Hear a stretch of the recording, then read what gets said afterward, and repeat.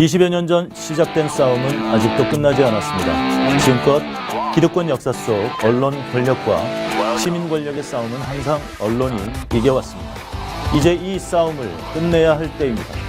더 이상 피해자가 생기지 않도록 더 나은 대한민국으로의 도약을 위해 그들이 말하는 정의와 공정이라는 가면을 벗겨내겠습니다. 국민의 선택을 받지 않아도 되는 유일한 권력, 언론 권력이 국민의 통제를 받을 수 있는 시대를 함께 열겠습니다. 단순한 문제 제기만으로 끝내지 않겠습니다. 죽음으로까지 내모는 냉혹한 권력 앞에 의미 있는 질문을 던지겠습니다. 팩트헌터 지금 시작하겠습니다.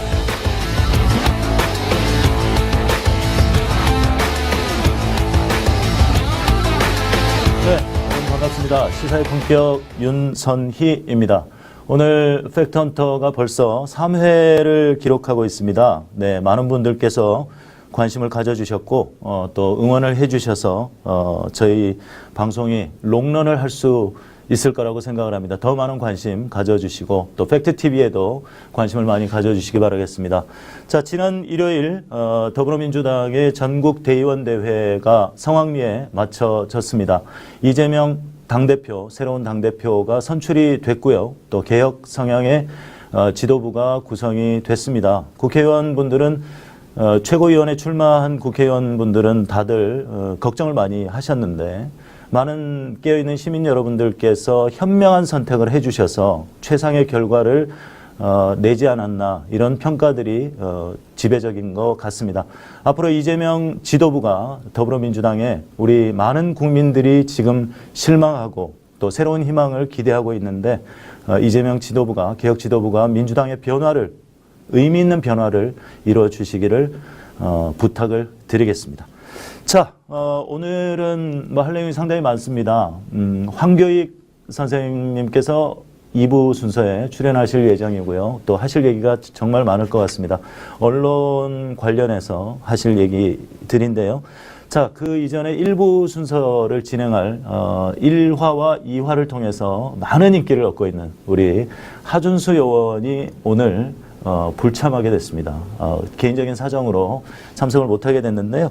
자, 그 대신 네, 우리 또 새로운 신박한 우리 요원 한 분을 소개해 드리도록 하겠습니다. 찰스 요원 반갑습니다. 반갑습니다. 네네네. 시크릿 땜빵 요원 찰스입니다. 네, 반갑습니다. 아, 시크릿 땜빵 요원입니까? 네, 땜빵 네, 요원입니다. 그렇군요. 네. 네, 앞으로 또 하준수 요원이 뭐 참석을 못하게 되면 네, 자주 나와주시고 또 뭐 이러다가 또 주연 자리를 꿰차는 거 아닌가? 아, 저는 이제 팩트 TV에서 나오게 된다면 제가 이제 네. 비주얼을 좀 담당해야 되지 않을까 이런 아, 비주얼이요? 아, 예. 좋은 정보 감사드리고요. 예, 알겠습니다. 어떻게 받아칠 수가 없네. 네. 아무튼 우리 하준수 의원과 또 선의의 경쟁을 해주시기 바라겠습니다. 네. 자, 오늘 새로 준비한 코너가 있다면서요? 네, 팩트헌트에서 준비한 네네네. 팩트 이슈, 팩슈입니다. 네. 네, 네. 아, 원래 캐릭터가 이렇습니까? 아, 네, 뭐 좀 더 오버해도 되는데 좀 자제하라고 그래서. 팩트 이슈, 네. 팩슈. 네, 팩슈입니다. 예, 저희가 저희가 이제 뭐 기사들을 여러 가지 이제 쭉 보고 그중 안에 뭐 황당하고 좀 어이없는 기사들을 찾아서 이렇게 좀 소개하는 코너를 좀 마련해 보려고 합니다. 네, 네. 그리고 또 많은 분들이 관심 가지고 있는 내용에 대한 팩트 체크도 하고. 네, 네, 그렇습니다. 예, 그죠. 네. 자, 그러면 오늘 준비하신 거, 자, 빨리 한번 넘어가 볼까요? 네, 알겠습니다. 자, 네. 첫 번째는 네. 그들만의 디너쇼입니다. 네. 그들만의 디너쇼. 네. 자, 먼저 한번 네, 좀 보겠습니다. 로딩이 좀 걸리네요. 네. 네. 네. 자, 아. 네, 그렇죠. 여러분 보시면 알겠지만 이게 이제 국민의힘 연천회에서 이제 끝나고 첫날 끝나고 이제 네. 기자들과 같이 이제 뒤풀이를 하는 권성동의 모습인데요. 이 권성동 의원이 참 이 공무원 시험 합격은 권성동부터 네, 시작해서 하여튼 이슈의 중심이 되고 있어요. 그렇죠. 권성동 네, 네. 의원이. 그래도 마이크 또 세팅한 거 이게 잘 안 보이는데 핸드폰 때문에 마이크를 또 누가 세팅했죠? 참 네. 궁금하기도 술병에다가 하고. 숟가락 꽂고. 그렇습니다. 네, 네. 네, 그렇군요. 이 영상을 보고 그 대통령실에서 윤 대통령이 대노했다는 소문이 아, 또 그런가요? 들리더라고요. 예. 아, 아니 을지훈련 중이라서 나는 술도 못 먹는데 아니 혼자 술을 먹고 의리 없게 뭐 그랬다는 소문이 믿거나 말거나. 아마 예, 권성동 그랬다고 의원이 이제 그런 의중을 자기가 딱 받아서 내가 대신 뭐 술을 한 잔 꺾겠다 뭐 이런 느낌으로 욕이 가지 않았나 뭐 그런 네. 생각이 듭니다. 근데 네. 이 영상을 처음 업로드한 게 그 국민의힘 서울시당 부위원장이 국민의힘의 상황에 대해서 개탄하면서 그렇죠. 이 영상을 처음 네네. 올렸다고 하더라고요. 네. 예. 이러니 지지율이 오를 수도 바닥이죠. 있나. 네. 네. 뒤통수에 뒤통수를 치지 않았나 이런. 네. 그 영상 준비되어 있습니까? 영상 잠시 한번 보시겠습니다. 네.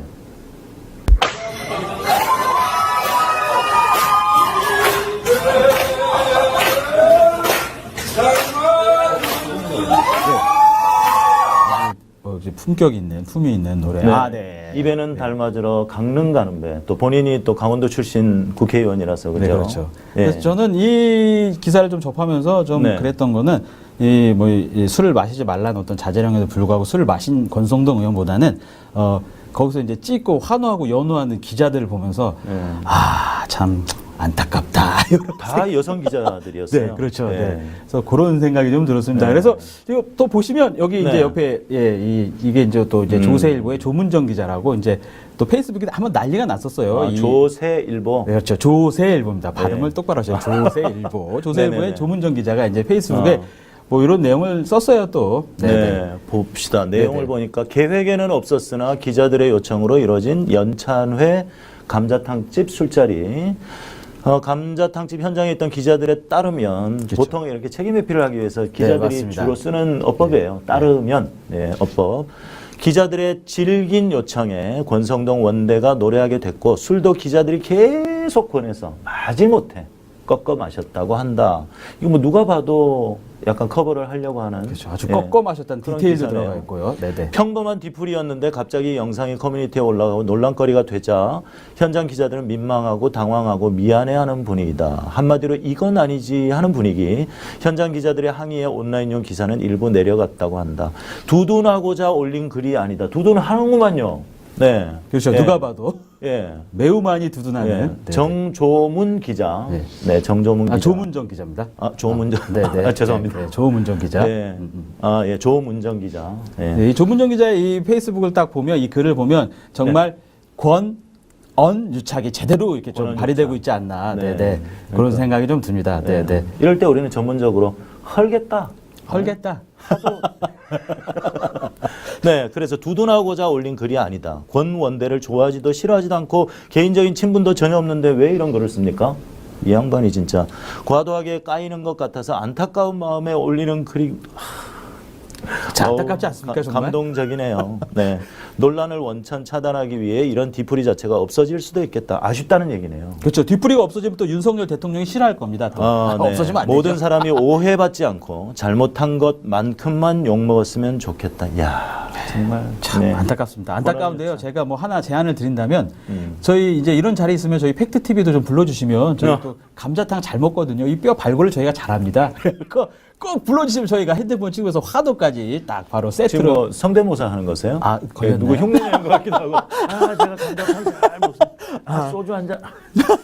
예, 그런 것 같아요. 야, 네. 그래서 제가 준비한 사진이 하나 있는데요. 이 권성동 의원이 워낙 이슈를 많이 몰고 다니지 않습니까? 공무원 시험 합격은 권성동 뭐 이러면서 이 술자리에서 노래를 부르는 장면. 맥주병에 숟가락 꽂아놓고 그 기자들이 환호하는 그렇죠. 이 뭐 풍선, 예, 행사장 네, 풍선 그런 같은 느낌. 네네. 이런 사파 어떨 때는 이 그림 한 장이 더 많은 의미를 전달하기도 그렇죠. 임팩트를 확 주죠. 하는 것 네. 같아요. 근데 이거는 이제 우리 언론에서 하는 얘기가 아니고요. 해외 언론에서 이런 신조어를 만들어냈다고 합니다. 프로스티튜트가 이제 매춘부라는 뜻이거든요. 아. 프레스는 언론이고요. 네. 언론과 매춘부를 합성한 언어, 프레스티튜트, 언론 기레기, 뭐 이렇게 보이는데 그렇군요. 외국에서는 이렇게 부른다고 합니다. 특정 정파나 이익 집단을 대변하는 타락한 언론인들을 프레스티튜트라고 부른다고 합니다. 참 우리 기레기라고 부르는 표현은 상당히 점잖은 표현이었어요. 네, 그럼 그렇죠? 이거에 비하면 되게 좋은 표현이네요. 네, 그러게 말입니다. 네. 하여튼 안타깝습니다. 그렇습니다. 네. 자, 그다음 팩트 이슈. 네, 두 번째 이슈? 네. 네. 두 번째 이슈는 내가 바로 세일즈 왕입니다. 네. 어떻게 볼까요? 이건 또 뭘까요? 자, 이게 이제 이 기사 제목만 보면 한국 대통령들이 장사를 해서 일본 질투심에 불 붙인 K 방산. 그래서 저는 이제 들어갔을 때 이게 이제 문재인 대통령의 어떤 그 K 방산 세일즈를 얘기하는 줄 알고 싹 들어가 봤더니 알고 보니까 이 기사는 이명박부터 시작해서 윤석열 대통령으로 마무리하는 그래서 세일즈를 잘하고 있다. 뭐 이런 내용이더라고요. 문재인 정부가 저도 사실 비판적인 시각은 가지고 있습니다만 이 방산 산업을 세계 이 탑 클래스로 올려놓은 그렇죠. 지금 한 7, 8위 정도 될걸요. 그렇죠. 올려놓은 장본인은 문재인 정부가 맞죠. 네네. 예. 그런데 문재인 대통령에 대한 얘기는 거의 없네요. 여기 끝에 하나 나와 있긴 한데. 그렇죠. 기사가 아주 방대한데 이게 스크롤을 하기가 너무 귀찮아요. 이 기사를 보고 싶지가 않은데 맨 마지막 이제 요거 한 줄 나옵니다. 이 문재인 대통령에 대해서는. 네네. 그렇군요. 네. 여기 보면 17일 취임 100일 기자회견에서 윤석열 대통령은 4대 방산 수출국에 진입해서 대한민국을 방산 강국으로 도약시키겠다는 포부를 밝혔고 해당 발언은 상당한 관심을 불러 일으켰습니까? 예. 아, 여기서는 뭐 본인 스스로가 뭐 일으켰는지는 모르겠지만 저희는 잘 모르겠네요. 네. 네, 그래요. CNN은 여기 이제 제대로 된 얘기를 하긴 했네요. 네, 그렇습니다. CNN은 윤 대통령의 목표가 4대 방산강국 도약, 윤 대통령의 목표가 전임자 문재줄 바꾸고 문재인 전 대통령 때 맞습니다. 시작한 이니셔티브에 기반하고 있다 소개하기도 했습니다. 이니셔티브, 뭐 주도권, 그러니까 이 문재인 대통령의 성과라는 얘기죠. 그렇죠. 근데 굳이 뭐 이걸 이렇게 영문을 써가면서 하면 유식해 보입니까? 그냥 한 줄 훅 지나가는 그런 느낌이죠. 그렇죠. 네네. 윤 대통령의 목표가 전임자 문재인 전 대통령 때 시작한 성과에 기반하고 있다. 이렇게 얘기하면 될 거를 굳이 뭐 영어를 써가면서 그렇게 유식해 보이려고 하는지 모르겠습니다. 우리 기자분들이 그 영문을 자꾸 혼용하는 거 이런 거 습관 안 들였으면 좋겠어요. 우리 한글을 좀 사랑해 주시고 저는 이런 모습을 보면 진짜 킹 받아요. 저도 네. 킹 받습니다. 네, 진짜 킹 받네요, 정말. 네, 여기 보시면 또 이제 그래프까지 아주 이렇게 그래서 상세하게 설명을 하고 있는데요. 네, 이제 2020년부터 2022년까지 이제 저희의 방산 수출이 쫙 높아지는데 사실 이때 이제 문재인 대통령 재임 기간이었거든요. 네, 그걸로 이렇게 딱 교묘하게 갔다가 이제 명박이와 윤석열 대통령에 대한 이 이야기를 쓴다는 게 참. 2017년부터 2021년까지 과거 5년 동안 대비해서 한국이 그 세계 무기 수출 8위 국가에 등극을 했고 177%가 성장을 한 뭐 거의 세계 최고 수준이네요. 그렇죠. 중국이나 독일이나 뭐 영국, 러시아 같은 경우는 지금 마이너스 성장을 기록하고 있는데 이런 성과가 2020년에서 급격하게 성장을 했단 말이죠. 이때는 문재인 정부 때였고 아시다시피 뭐 중동이나 호주나 또 최근에 그 폴란드는 뭐 거의 12조, 13조 수준의 그렇죠. 예, 네. 거의 통째로 바꾸는 수준의 K9 자주포, 뭐 F-50 경공격기 등을 포함해서 그렇게 했는데 가성비가 좋은 저희 K 그렇죠. 방산. 네네. 그런데 이거를 이제 윤석열 정부의 성과로 포장하기 위한 참 웃기는 기사였다. 그렇죠. 이제 우리 저희 방산 수출은 올라가는데 네. 윤석열 대통령의 지지는 떨어지는 아주 또 뭐 이런 것까지 같이 했으면 참 좋지 않았을까 뭐 이런 생각이 좀 듭니다. 네, 네. 야, 참 교묘하네요. 상당히 교묘하다. 이것도 좀 안타깝고 황당하고 어이없다 뭐 이런 기사인 것 같습니다. 네. 자, 그럼 세 번째 팩트 이슈. 네, 세 번째 팩트 이슈. 네, 세 번째는 78,000 플러스 1은 192다. 이거 조금 어렵죠. 78,000 플러스 1? 네. 무슨 뜻이죠? 78,000 하면 생각나는 거 혹시? 네, 김혜경 여사 법카 사건을 저들이 그렇죠. 네. 물고 늘어지잖아요. 딱 보면 네. 김혜경 씨 법카를 치면 이렇게 이제 기사들이 이거 말고 되게 많아요. 되게 많은데 제목을 보시면 별로 좋지 않은 제목들이에요. 근데 이제 78,000원을 법카로 이렇게 결제를 해서 192군데를 압수수색했다. 그래서 78,000 플러스 1은 190이다. 이렇게 제목을. 1은 이제 법카 한 장. 네, 법카 한 장입니다. 네, 네, 네. 그 뜻이군요. 네, 네, 네. 129군데를 192군데. 192군데. 네, 네. 192군데를 압수수색을 했다. 이거 뭐 어마어마한 거죠. 뭐 진짜 뭐 상상을 하면 뭐 아니 동네에 있는 뭐 식당은 다 뒤진 것 같은 그런 느낌이에요. 그렇죠. 근데 이 실제로 78,000원이 김혜경 여사가 직접 먹은 밥값이 아니고 네네. 본인이 먹은 밥값은 합당하게 지출을 해서 본인 밥값은 계산을 하고 그렇죠. 그다음에 나머지 3명이 그 배모 사무관이라고 알려져 있는 네네. 3명이 그 경기도 법인카드로 결제를 했고 그렇죠. 그리고 심지어 나중에 그 사실을 알게 되고 78,000원을 또 지불을 했다고 합니다. 그렇게 하면 안 된다고. 네, 그렇죠. 근데 그런 이제 팩트들은 나오지는 않습니다. 그렇죠. 기사에서는. 배모 사무관도 인정하는 부분이에요. 그렇죠. 인정하는 부분이고 네네. 본인이 결제를 했다는 거죠. 그러니까 아무런 혐의가 있을 수 없는 거죠. 그것도 그렇죠. 7만 8천 원이고. 네. 예. 그리고 이제 뭐 따지고 보면 뭐 이렇게 해서 보면 뭐 김건희 여사의 도이치모터스 주가 조작 사건이나 뭐 윤석열 대통령이 검사 시절에 썼던 특활비 그리고 홍준표의 특활비나 또 중요한 거 우리 나경원의 주유비. 네. 네. 우리 수해 지역에서 아주 히트를 쳤던 네, 나경원의 얼마 전에 주유비를 저희가 또 이렇게 엑셀로 이렇게 쫙 정리를 한번 해봤는데요. 네, 중요한 거 보면 여기 이제 좀 눈여겨봐야 될 게 2010년도 11월 15일을 딱 주유대를 보면 회사들이 다 똑같은 회사예요. 아, 경일 주유소. 네. 그러네요. 네, 정말. 경일 주유소입니다. 네. 11월 15일 날 10만 원, 4만 원, 9만 8천 원, 13만 원. 거의 뭐 40만 원 넘게 그렇죠. 주유비를 계산했는데요. 요즘 차가 또 그걸 뭐죠? 연비가 좋아서 그렇죠. 40만 원이면 우리나라 종주를 몇 번은 할 수 있을 것 같은데. 이 40만 원이면 이 이제 연예인들이 한창 때 이제 축제 때 행사 행사 다니고. 막 뛸 때 그 정도의 어떤 주유비. 근데 나경원 의원이 뭐 그 정도로 뭐 네. 같은 아무래도 주유소에서. 네네. 이건 이제 전문 용어로 깡이라고 하죠. 깡. 예. 그렇죠. 깡을 한 게 아닌가. 카드, 네.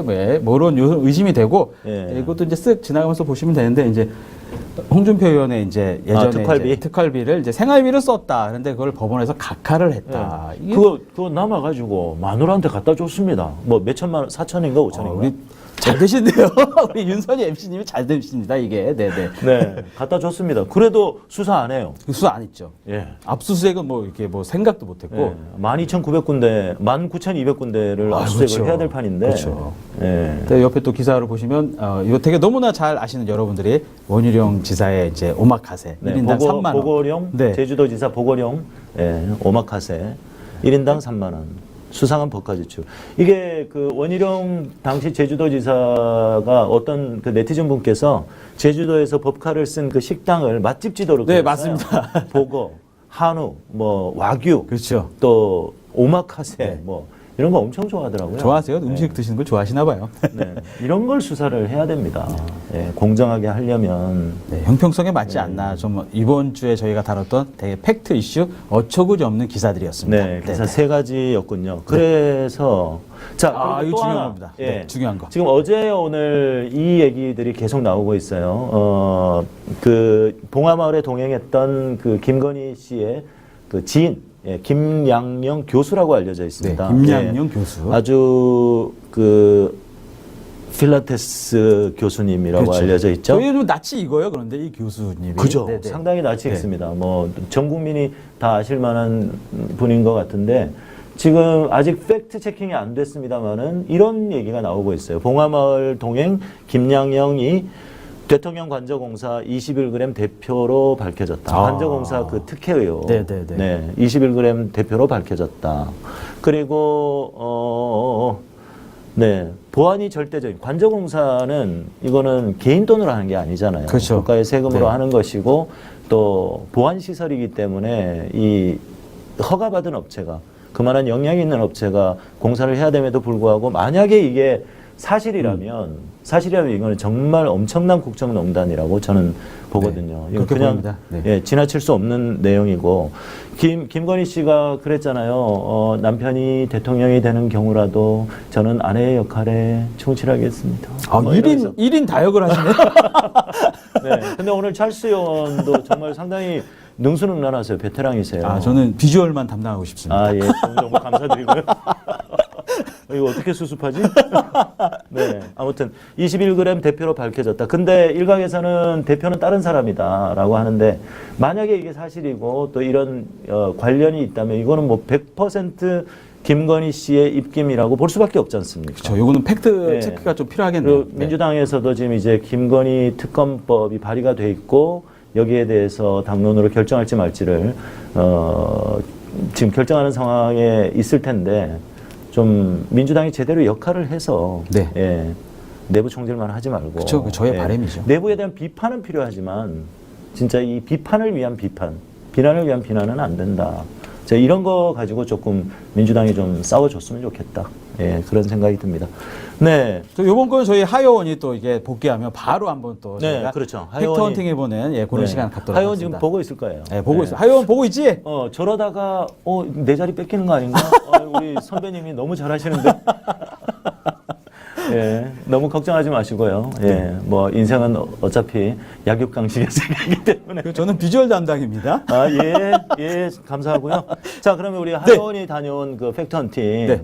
뭐 양산도 다녀오셨고 봉화마을, 네, 봉화마켓도 다녀오셨잖아요. 네, 예. 저희가 이제 하요원과 함께 이제 양산에 이제 문재인 대통령 평산마을에 이제 사절 한번 갔다 왔는데요. 네.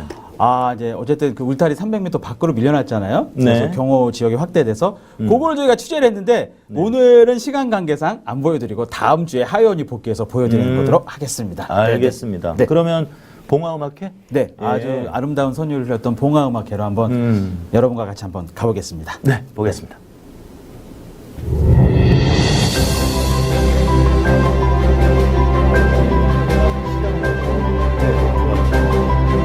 좀 많이 하신 것 같아요.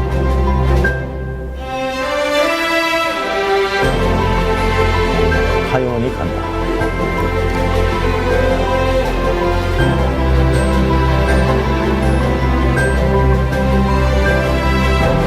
저희 보시면 이제 저희가 현장에 가봤을 때 이제 네. 가족 단위도 뭐 물론 예전부터 많았지만 연인들이 많이 찾아오더라고요. 그래서 참 되게 뭔가 보기 좋았다. 와, 그래서 정말 많이 오셨네요. 네, 많은 분들이 또 이제 봉화음악 함께 해주셨고요.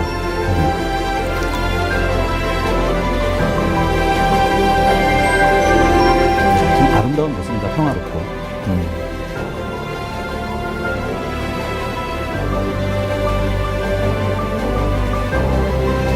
매년 봉화음악회가 열리고 있죠. 네. 제가 올해 3월 달부터 그 노무현 재단을 후원을 하기 시작했거든요. 그래서 이제 막 여러 가지 정보를 봤던 중에 그 봉화 여기 오늘 음악회가 있다라는 걸 알아가지고 오늘 와봤어요. 처음으로. 우선 이제 우리 노무현 대통령을 좋아하시는 분들이 같이 모여서 그래도 대통령을 기념하며 추억하면서 기리는 음악회이기 때문에 1년에 한 번 있기 때문에 예, 저희에게도 설레고 다른 분에게도 뜻깊은 일이라고 생각돼서 1년에 한 번은 꼭 오셔서 한번 기쁨을 같이 만끽하셨으면 좋겠습니다. 아, 여기는 저 음악 하는 건 처음이에요. 아, 처음이세요? 예. 봉화마을도 그럼 처음이시겠네요. 아, 봉화마을은 내가 그 노무현 대통령 각각을 너무 좋아하시기 때문에 자주 들립니다. 네, 엄청 많이 와봤어요. 엄청 많이 와봤어요? 그 음악회도 와본 적 있어요? 네, 그 열릴 때마다 매일 참석했어요. 여기 온 기분이 어때요? 진짜 기쁘고 뭔가 떨리기도 해요. 일단 노무현 매년 대통령 왔다고 하니까 하요원이 네, 좀 당황했어요. 네, 할 말이 없겠어요.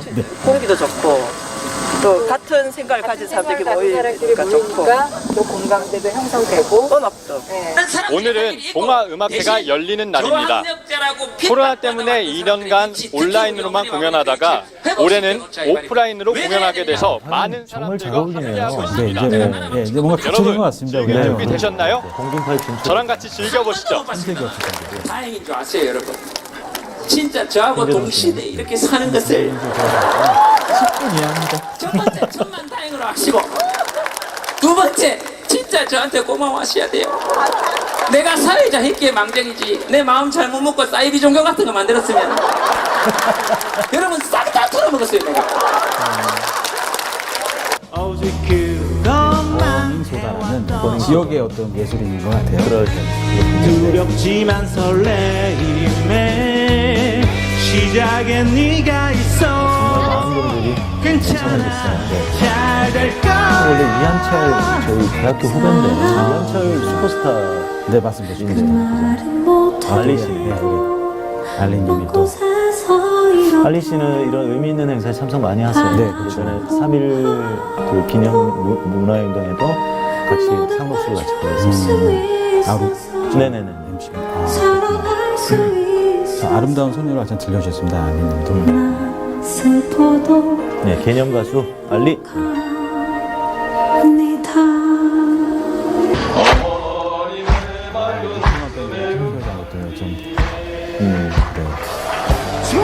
받아서 바로 내주시는 건데. 어머니 사람 사는 세상이 돌아요.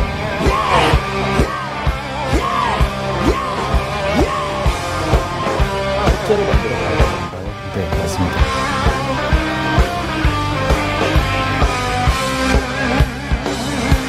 항상 선생님은 진짜 그분 스타일이랑 완전히 반대되는 그런 분이죠. 너와 내가 부둥켜 안을 재 저 붉은 태양이 녹아내리는 봉화 음악회가 이렇게 마무리되었는데요. 여러분 즐거우셨나요? 전 즐거웠습니다. 여기 오신 많은 관객분들도 즐거운 마음을 안고 갔는데요. 여러분들도 즐거운 마음을 안고 가시길 바라겠습니다. 이상 팩트TV 팩트헌터 하요원이었습니다. 봉화의 밤은 이렇게 깊어갑니다. 이야, 이 하정수 의원이 정말 상당히 능숙해졌어요. 네, 저기 이제 처음에 이제 여기 이제 클로징 멘트는 우리 하연 보시면 살짝 힘이 빠졌는데 많은 이제 인터뷰를 여기 봉화마을에서 너무 기분이 좋았고 인터뷰를 막 정말 너무 열일하듯이 했는데 네. 많이 거절을 당해서 지금 힘이 쭉 빠져서 클로징 멘트를 또 네. 우리 하연한테 힘을 주시면 좋을 것 같습니다, 여러분. 네, 네. 하정수 의원이 점점 발전해 나가는 모습을 보시는 것도 우리 팩트헌터를 보시는 재미가 그렇죠. 되지 않을까 생각을 합니다. 꿀잼입니다. 예, 오늘 시크릿 땜빵 요원 우리 찰스 의원께서 나와주셔서 너무 능숙하게 진행을 잘 해주셨어요. 예, 다음에 또 모시고 싶습니다. 네, 네. 제가 고정을 한번 노려보겠습니다. 네, 오늘 참여해 주셔서 고맙습니다. 네, 시크릿 땜빵 요원 찰스였습니다. 감사합니다. 네, 고맙습니다. 자, 봉화음악회를 다녀온 영상을 같이 보셨습니다. 이번 봉화음악회에 참석하셨던 분들이 현장에서 가장 감동적인 공연이었다라고 평해 주신 노래입니다. 오늘은 따로 광고를 보지 않고요. 2부 순서 진행하기 전에 정태춘, 박은옥 7집 1996년에 발표된 앨범인데요. 7집에 있는 수진리의 강이라는 노래, 박은옥 씨의 노래를 들으시면서 2부로 연결하도록 하겠습니다. 채널 고정.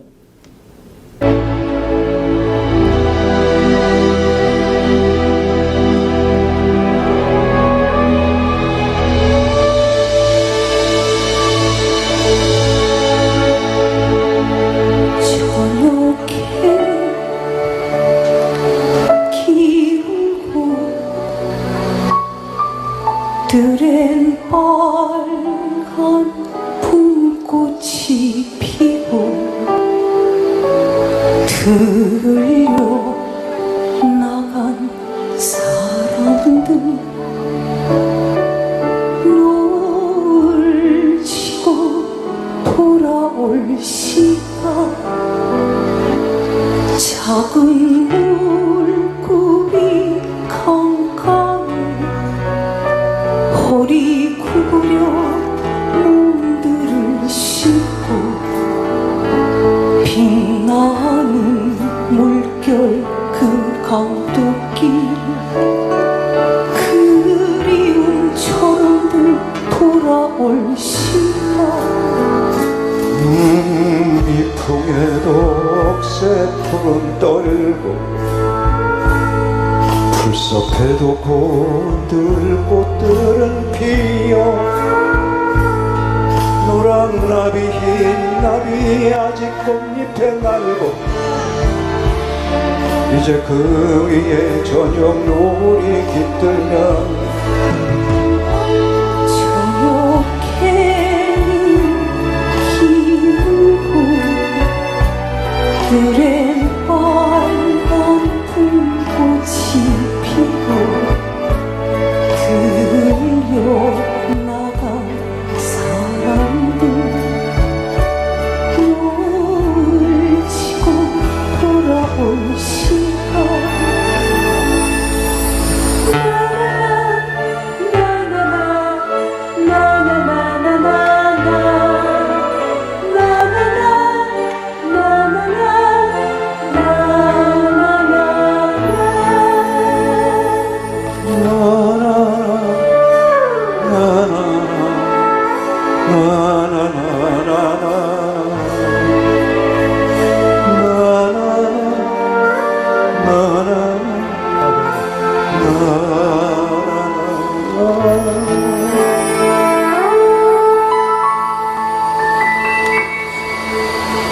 도해지 변두리에도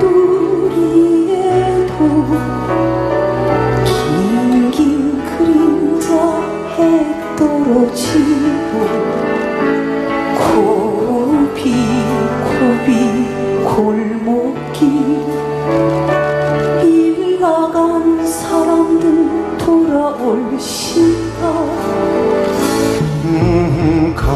푸른 언덕길 전신주에 그 억새강가에 바람이 불고 거기 강변에 나비 날갯짓으로 파르고 여기 창문마다 하나둘 형광등들을 켜는데 골목길 뿌연 등불 아래로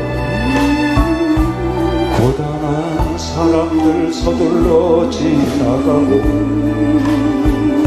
먼 길 강물 숨죽여 그들 발 아래로 흘러간다고 저렇게 기울고 그래 빨간 불꽃이 피고 들려나간 사람들 노을 지고 돌아올 시간 저녁에 기울고 그댄 빨간 불꽃이 피고 5월 그 5월 푸르를 때 그 일을 보냈습니다. 마을 앞눈에 벼포기들 뿌리를 내리고 새 잎새 힘차게 돋아오르던 그 5월에 부엉이 바위 그 산 소나무 싱그러운 솔방울들 송악가로 날리던 그 5월에 그 일을 보냈습니다. 그리고 8월에 우리는 이렇게 만납니다. 그 일을 보내지 않았다고, 그 일을 만나러 간다고. 5월의 절망이 8월의 희망으로 번져 나옵니다. 보내지 않았다고, 그래서 낙관을 버리지 않았다고, 다시 여기에 와서 그 일을 만났다고, 만나고 간다고. 봉화의 8월, 다시 낙관의 8월, 노무현과 우리들의 아름다운 저녁입니다. 다시 희망을 만드는 저녁입니다.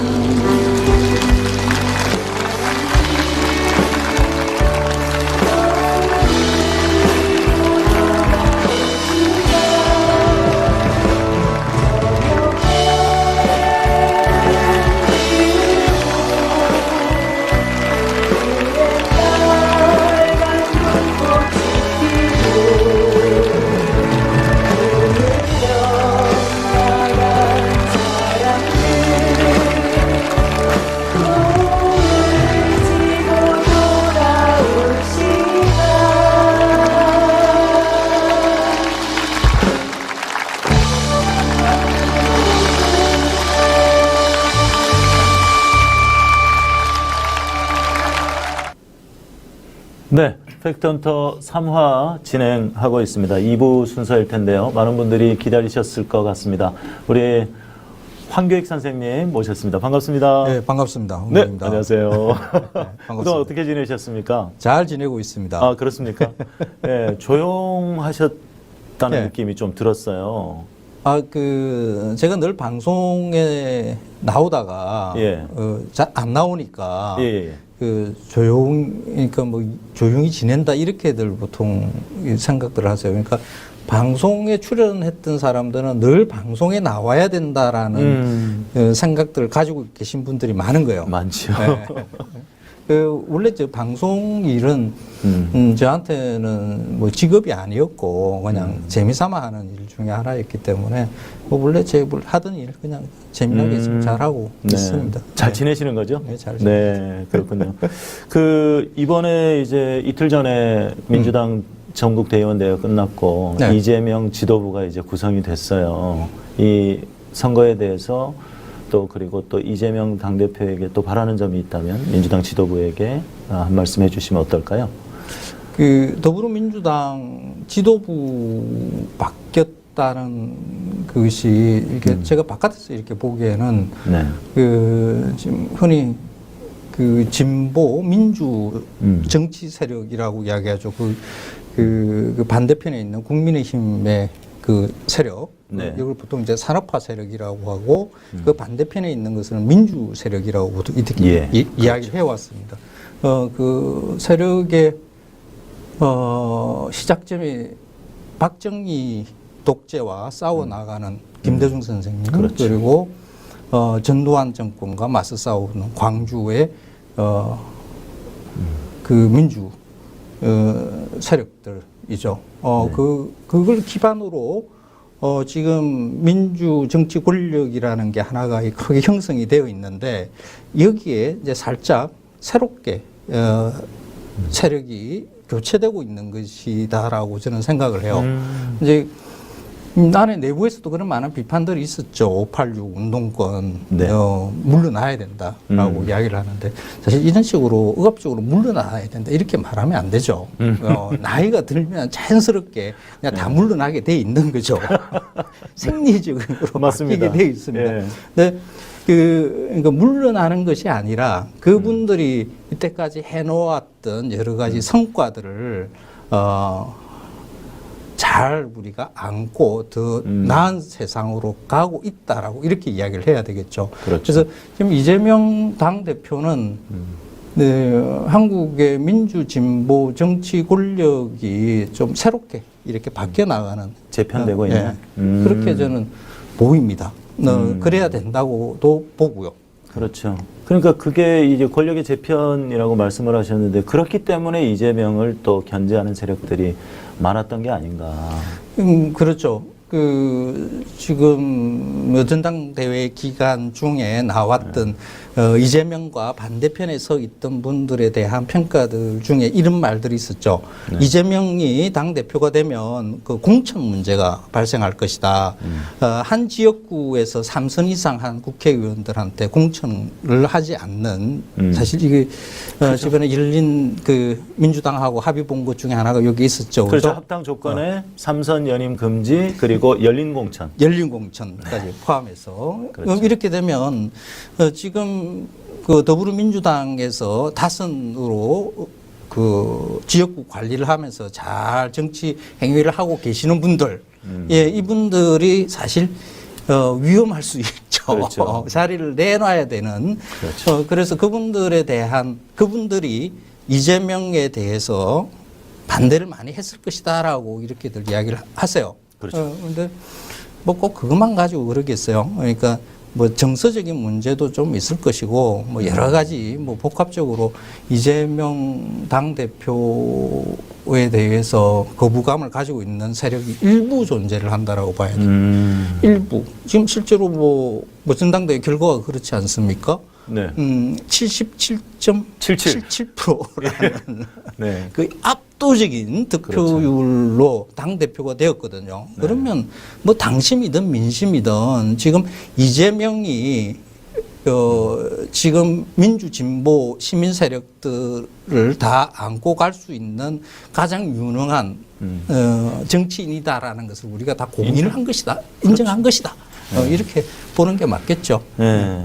그리고 지금 아주 중요한 부분을 말씀해 주셨는데 저도 비슷하게 생각하는 게요. 민주당 내의 일부 세력들은 약간 그 엘리트리즘이 있다고 생각해요. 그래서 이재명이라는 인물은 우리와는 달라라는 거죠. 예.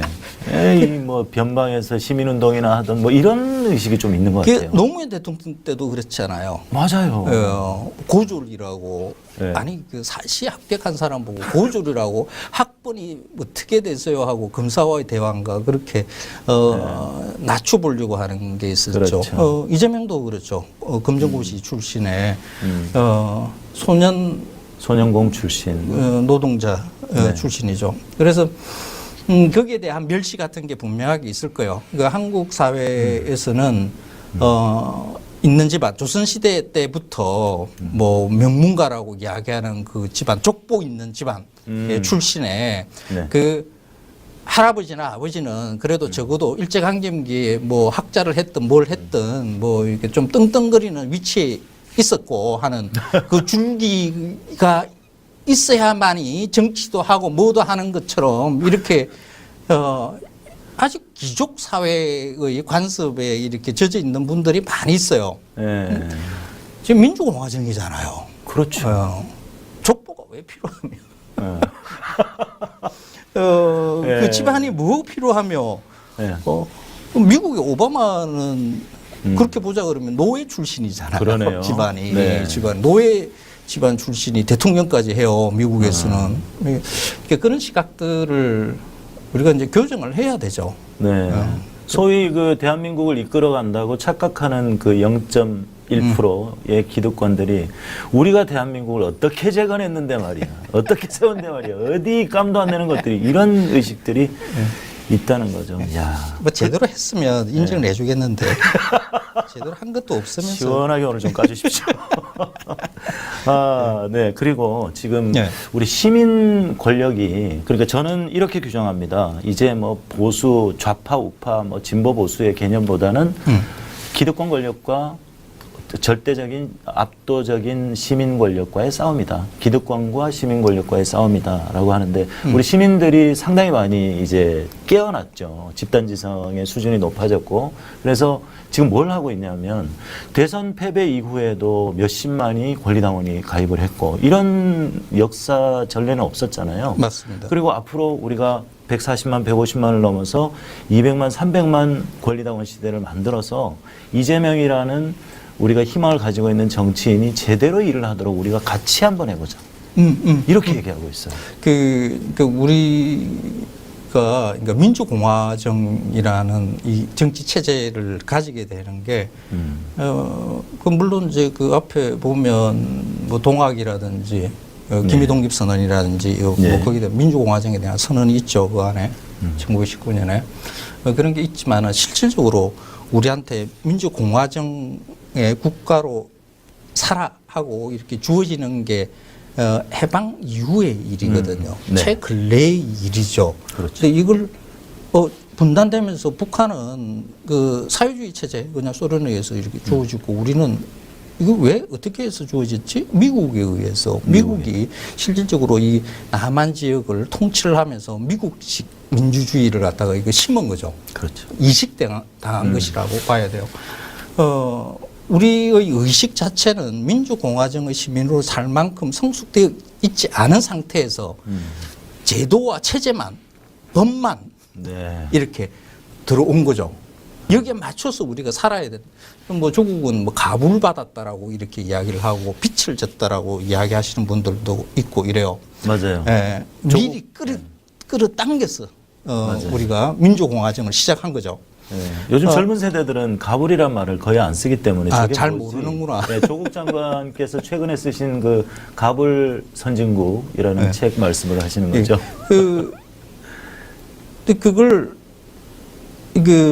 민주공화정의 시민으로 살아가는 그 의식 수준을 끌어올리는 그 과정들이 민주공화정의 시민으로 살면서 계속해서 있었던 거죠. 그러니까 프랑스라는 것을 예로 들자고 그러면 그 왕정에서 그 왕정을 타도를 하고 왕과 귀족은 목을 베고 공화정의 공화파들이 득세를 해서 그 민주공화정의 모습을 이렇게 해 나가는 그 과정들이 한 200년 정도 걸리는 긴 세월의 혁명 과정이라고 이렇게 보면 돼요. 긴 세월인데 우리는 그냥 주어진 거예요. 어쩌다가. 근데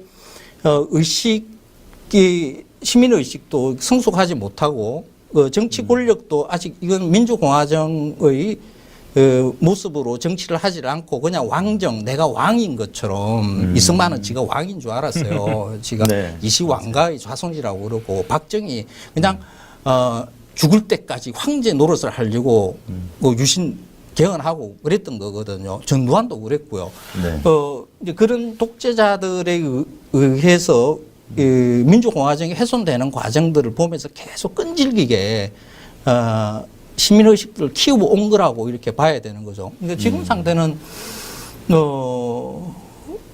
한 뭐 반반 정도. 그러니까 그 민주공화정에서의 시민의식을 가지고 있는 분이 한 절반 이상은 될 거라고 저는 생각을 해요.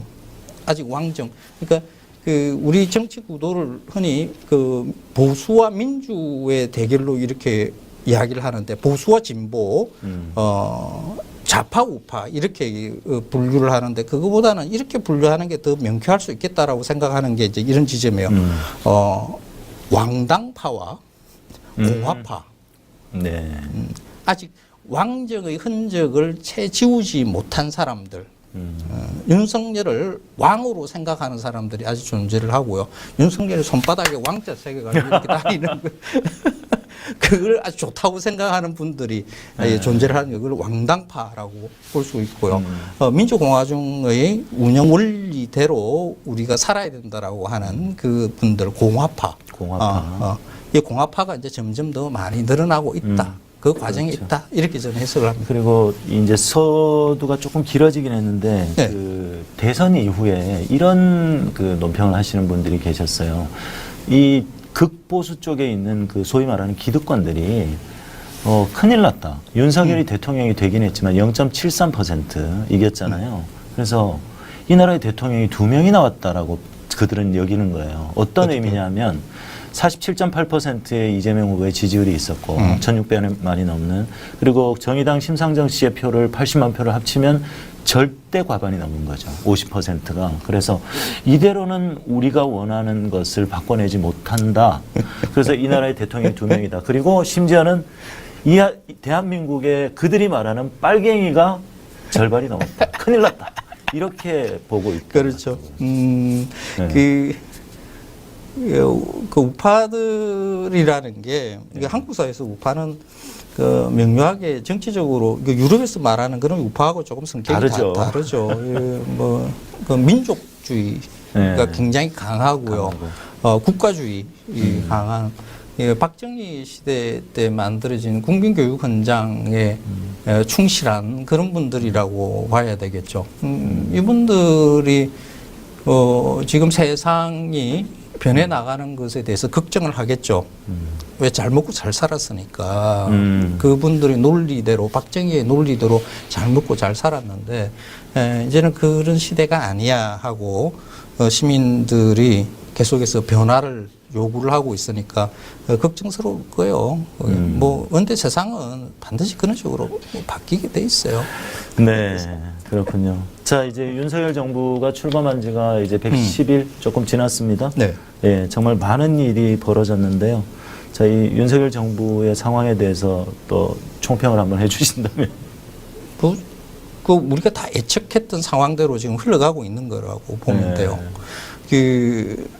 지지율이 20%대로 떨어지고 조금 있으면 더 떨어질 거예요. 10%대도 안 갈 수도 있어요. 금방. 지난 대선 때의 여론조사를 보면 왜 이런 현상이 나타나고 있는가 그게 다 답이 있어요. 그때 여론조사에 윤석열을 지지하는 분들한테 물었을 때 윤석열을 왜 지지하는가 하는 것에 70% 정도는 그냥 정권 교체를 위해서입니다. 윤석열의 능력이 뛰어나서 윤석열의 인간이 괜찮아서 인간성이 좋아서 뭐 하는 기타 등등 윤석열 개인에 대한 긍정은 별로 많아봤자 3% 4% 이것밖에 안 됐어요. 그러니까 윤석열이 능력도 없고 인간적 매력도 없고 아무것도 좋은 게 없는데 그냥 정권 교체를 해야 된다. 그러니까 정권 교체를 하려고 그러니까 저기 윤석열밖에 찍을 사람이 없네. 그래서 윤석열을 찍은 거예요.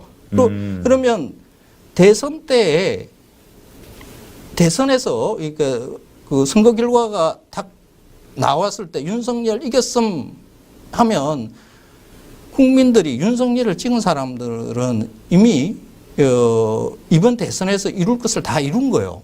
정권 교체했잖아요. 윤석열한테 바랄 게 없어요.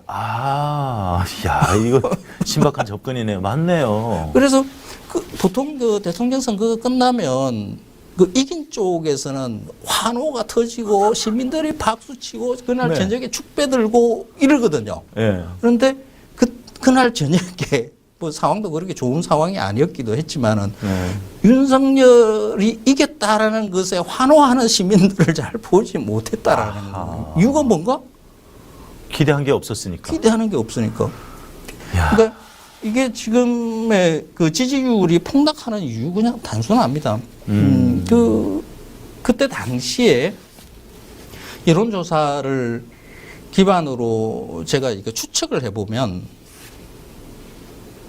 윤석열의 지지도는 뭐 한 3%, 4% 이렇게 금방 그까지 도달할 거라고 봐야 돼요. 근데 이게 뭐 윤석열의 잘못이냐? 아니요. 그렇지는 않아요. 우리 국민들 잘못이지. 국민들이 선택한 거니까. 그걸 알고 찍었다라는 거 아니에요. 윤석열이가 능력이 모자라고 그렇게 매력적인 인간이 아니라는 것을 알고도 찍은 거예요. 그렇으면 국민들 잘못이지. 나빠요, 국민들. 자기 눈을 자기가 찌른 거예요. 아유. 네. 이게 원래 이래요. 이게 저는 이게 뭐 국민들을 탓하고 이럴 것은 안 해요. 네. 원래 역사에 보면 이런 잘못된 선택을 하는 경우가 뭐 집단지성이라고 이야기를 하지만 좋은 의미이긴 할 때는 우리가 집단지성 이렇게 이야기해요. 그런데 그 집단이 잘못된 선택을 하는 경우도 많았다. 상당히 많거든요. 그러니까 네. 그런 일이 역사에서는 흔하니까 그렇게 막 가슴 아프고 뭐 이럴 일은 안 해요. 또 금방 회복을 해요. 반성하고. 원래 그렇게 됩니다. 저는 황교익 선생님이 이렇게 예측 가능하지 않아서 참 좋습니다. 예상 가능한 답변을 안 하셔서 너무 좋습니다. 예, 오늘 이 방송이 이틀을 해야 되는데 여러분 좀 도와주십시오. 예, 우리 좋아요도 눌러주시고 구독도 해주시고. 제가 있잖아요. 지금 감기 기운이 약간 있어가지고 이게 약을 먹었더니 약간 멍멍해요. 원래 웃음소리도 더 화통하시고 그런데. 좀 그 뭐라 그럴까 이 엉뚱한 말이 튀어나오면 저 약 기운 때문에 저러는 이해 좀 하시기 바랍니다. 자, 그러면 이제 본론에 들어가서 자, 이런 상황일진데 언론은 태평성대 같아요. 언론에서 보여지는 우리나라 대한민국은 태평성대 같아요. 그렇죠.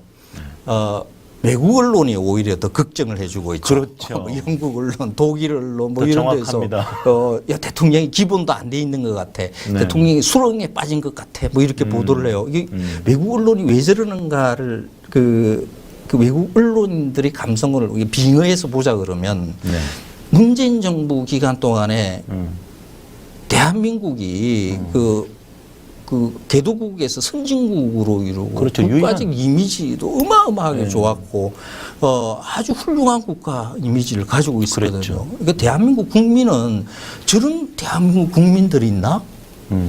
스마트하고 네. 그렇죠. 한국 남자들 외국 나가서 인기 있다는 소리 있잖아요. 굉장히 많이 들었어요. 맞습니다. 한국 여자들도 뭐 외국 나가면 이제 외국 그인들의 그거 뭐 이거 눈빛 있잖아요. 눈빛. 그렇죠. 선망의 눈빛. 그렇죠. 뭐 잘, 이런 걸 잘 꾸미고 예쁘고 되게 맞습니다. 세련됐다. 그렇습니다. 그런 이미지. 근데 그런 나라인데 그런 대한민국이 어떻게 윤석열을 선택했지? 하는 것에 의외다. 이런 일이 있는가 하는 것이 그 외신에 보면 이렇게 나와요. 느낌이 있어요. 그런데 한국 언론들은 그냥 예전에 언론 그 행위하는데 별로 그렇게 크게 차이가 없어요. 문재인 정부 있을 때는 문재인 정부에 뭐 흠잡을 것 없는가 그것만 파다가 윤석열 정부 되고 난 다음에는 윤석열 정부 그냥 뭐 잘하는 거로 이렇게 아무 일 없는 것처럼 이렇게 넘어가요. 왜 이러는가? 한국의 언론 권력은 개라고 이야기해요. 개. 개에 비유하죠. 개도 종류가 있어요.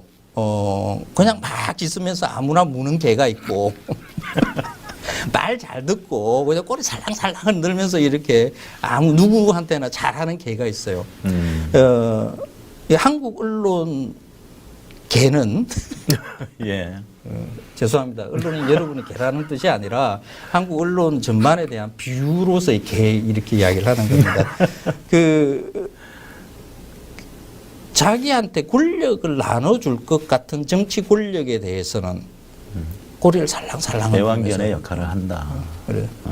그리고 자기한테 정치 권력을 나눠주지 않을 것 같은 그런 정치 권력한테는 물어뜯죠. 물어뜯는다. 노무현 대통령 때부터 김대중 선생님도 그랬죠. 언론과 정치가 서로 각자 일을 하자고 이렇게 선을 뚝 갈랐죠. 네.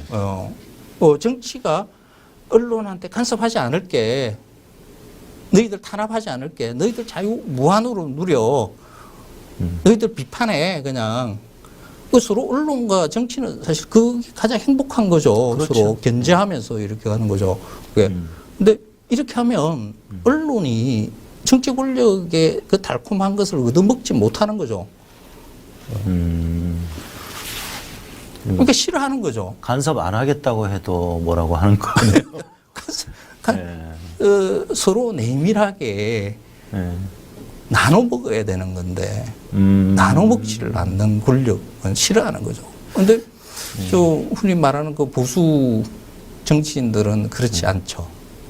좋아하죠. 이번에 그 을지 훈련 기간에 그 권성동 그 원내대표가 그 연찬회에 가서 기자들하고 이렇게 술 마시면 노래 부르는 장면이 이렇게 나왔죠. 그런 모습이에요. 원래 한국의 언론들이 왜 환호하고 정치인이 노래 부르는데 환호하고 카메라 들고 동영상 찍고 왜 이러는가? 이게 왜 이러지? 그 권성동이라는 정치 권력에 빌붙어서 뭔가를 먹을 수 있다라고 생각하는 언론인들의 모습인 거죠. 이러면 안 되죠. 언론은 뭐 정치인의 감시인이잖아요. 그 정치인하고 그렇게 친하면 안 돼요. 친하면 안 돼요. 웬만큼 거리를 두고 그 내가 원하는 정보를 얻을 수 있을 정도의 친밀감만 유지를 해야 되는 거지. 정치인하고 형님 동생하고 술 마시고 어깨 동무하고 우리 같이 잘 갑시다 뭐 이러면 안 되는 거예요. 근데 한국의 언론인들이 대체로 출입처에 들락거리면서 그 관계를 형성을 해요. 그게 이 검찰 출입 기자들은 지가 검사라고 생각을 해. 검사들하고 형님 동생 막 이러고 다녀. 네. 실제로 한동훈이 그 법무연수원의 사법연수원인가 법무연수원에 이제 그 좌천성으로 갈 때 실제로 기자들이 울었답니다. 한동훈과의 관계가 너무 좋았었기 때문에 가는 것을 너무 슬퍼했다고. 감시를 해야 되는 사람들이 그렇게 친밀하게 지내면 그게 감시가 돼요? 그러니까 안 되죠. 때 좋게 쓰는 거죠. 한국의 언론들이 어떤 위치에 있어야 되는가 하는 것도 이전 상태에 있는 경우가 많죠. 자, 그러면 선생님, 저희 언론은 객관적이어야 하는가, 객관적일 수 있는가, 여기에 대해서는 어떻게 생각하세요? 우리는 그 언론을 그 객관적이어야 한다라고 언론한테 어떤 의무감 같은 걸 심죠. 너는 객관적이어야 돼. 근데 실제로 언론이 객관적일 수 있는가 하는 것에 대한 의심을 해볼 필요가 있어요. 이런 의심은 그 언론 자유를 만끽했던 미국이나 유럽 같은 데에서 이미 한번 했던 일이에요. 1960년대 뉴저널리즘 운동이라는 것으로 우리 언론이 과연 객관적인가 하는 것에 대한 의심을 한번 거쳤거든요. 예를 한번 들어볼게요. 경찰 출입 기자예요. 예전같이 뭐 요즘에는 뭐 그런 일은 없지만은 경찰청에 가서 앉아가지고 밤새 일어나는 일들을 갖다가 이렇게 뭐 당직 비슷하게 서는 경우가 있어요. 이렇게 가서 앉아서 있는 거죠. 밤에 뭔 일이 벌어지는가. 그 중에 사건 하나라도 건져서 넘겨야 될 거 아니에요. 데스크에다 일을 한 흔적을 남겨야 될 거 아니에요. 근데 그 하룻밤사이에 그 경찰서 안에서 벌어지는 일은 온갖 일들이 벌어질 거 아니에요. 폭행해서 들어온 사람도 있을 거고, 치정 문제로 걸려 사기친 사람도 있을 거고, 온갖 사람들이 들어와요. 그 모든 것을 다 기사로 이렇게 올릴 수는 없는 일이잖아요. 그 중에, 이거는 기사거리가 된다라고 판단을 하고 하나를 선택할 거 아니에요. 그 선택하는 것, 야, 이거는 기사거리네 하고 선택하는 그게 어떤 객관적인 기준이 존재를 할까요? 주관적이다. 예.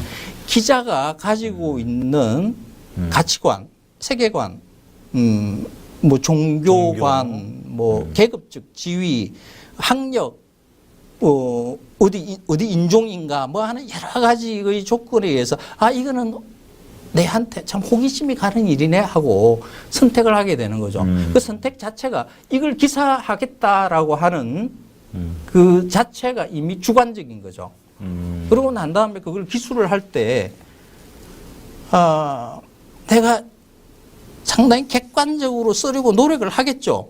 네. 기자니까. 그렇죠. 그런데 내가 가지고 평생 살아왔던 것에 대한 삶의 태도, 여기에서 비추지 않겠어요? 사건에다가? 아, 저거는 윤리적으로 문제가 있어 라고 생각하는 거. 아니야, 저거는 인간적으로 이해가 가능한 일이야 하는 것에 대한 판단들을 제각각 하면서 있잖아요. 기사를 쓸 수밖에 없어요. 네. 주관적인 거죠. 그런데 기사에서는 그 주관성이 안 보이죠. 객관적으로 쓰려고 노력하는 흔적들로 쭉 연결이 되어 있는데 주관은 없어요. 이게 맞는 건가? 이게 객관적인 사실을 제대로 전달했다라고 볼 수 있는가 하는 것에 대한 의심이 우리 앞 세대에 저 다른 나라에서 이미 했었다라는 거죠. 그래서 그러면 우리가 객관적일 수 없으면 아예 주관적인 글쓰기를 하자. 주관적인 기사를 쓰자. 기사에 그 기사를 쓰고 있는 기자를 나로 등장시키자. 내가 보기에는 이 사건은 이러이러하다라고 그냥 나를 드러내어서 쓰기 시작하자라는 게 그게 지금 우리가 많이 접하고 있는 르포라는 형식의 그 기사 작성법입니다. 거기는 작자가 등장을 하죠. 보도문인데도 그 문학적 수사도 등장을 하고요.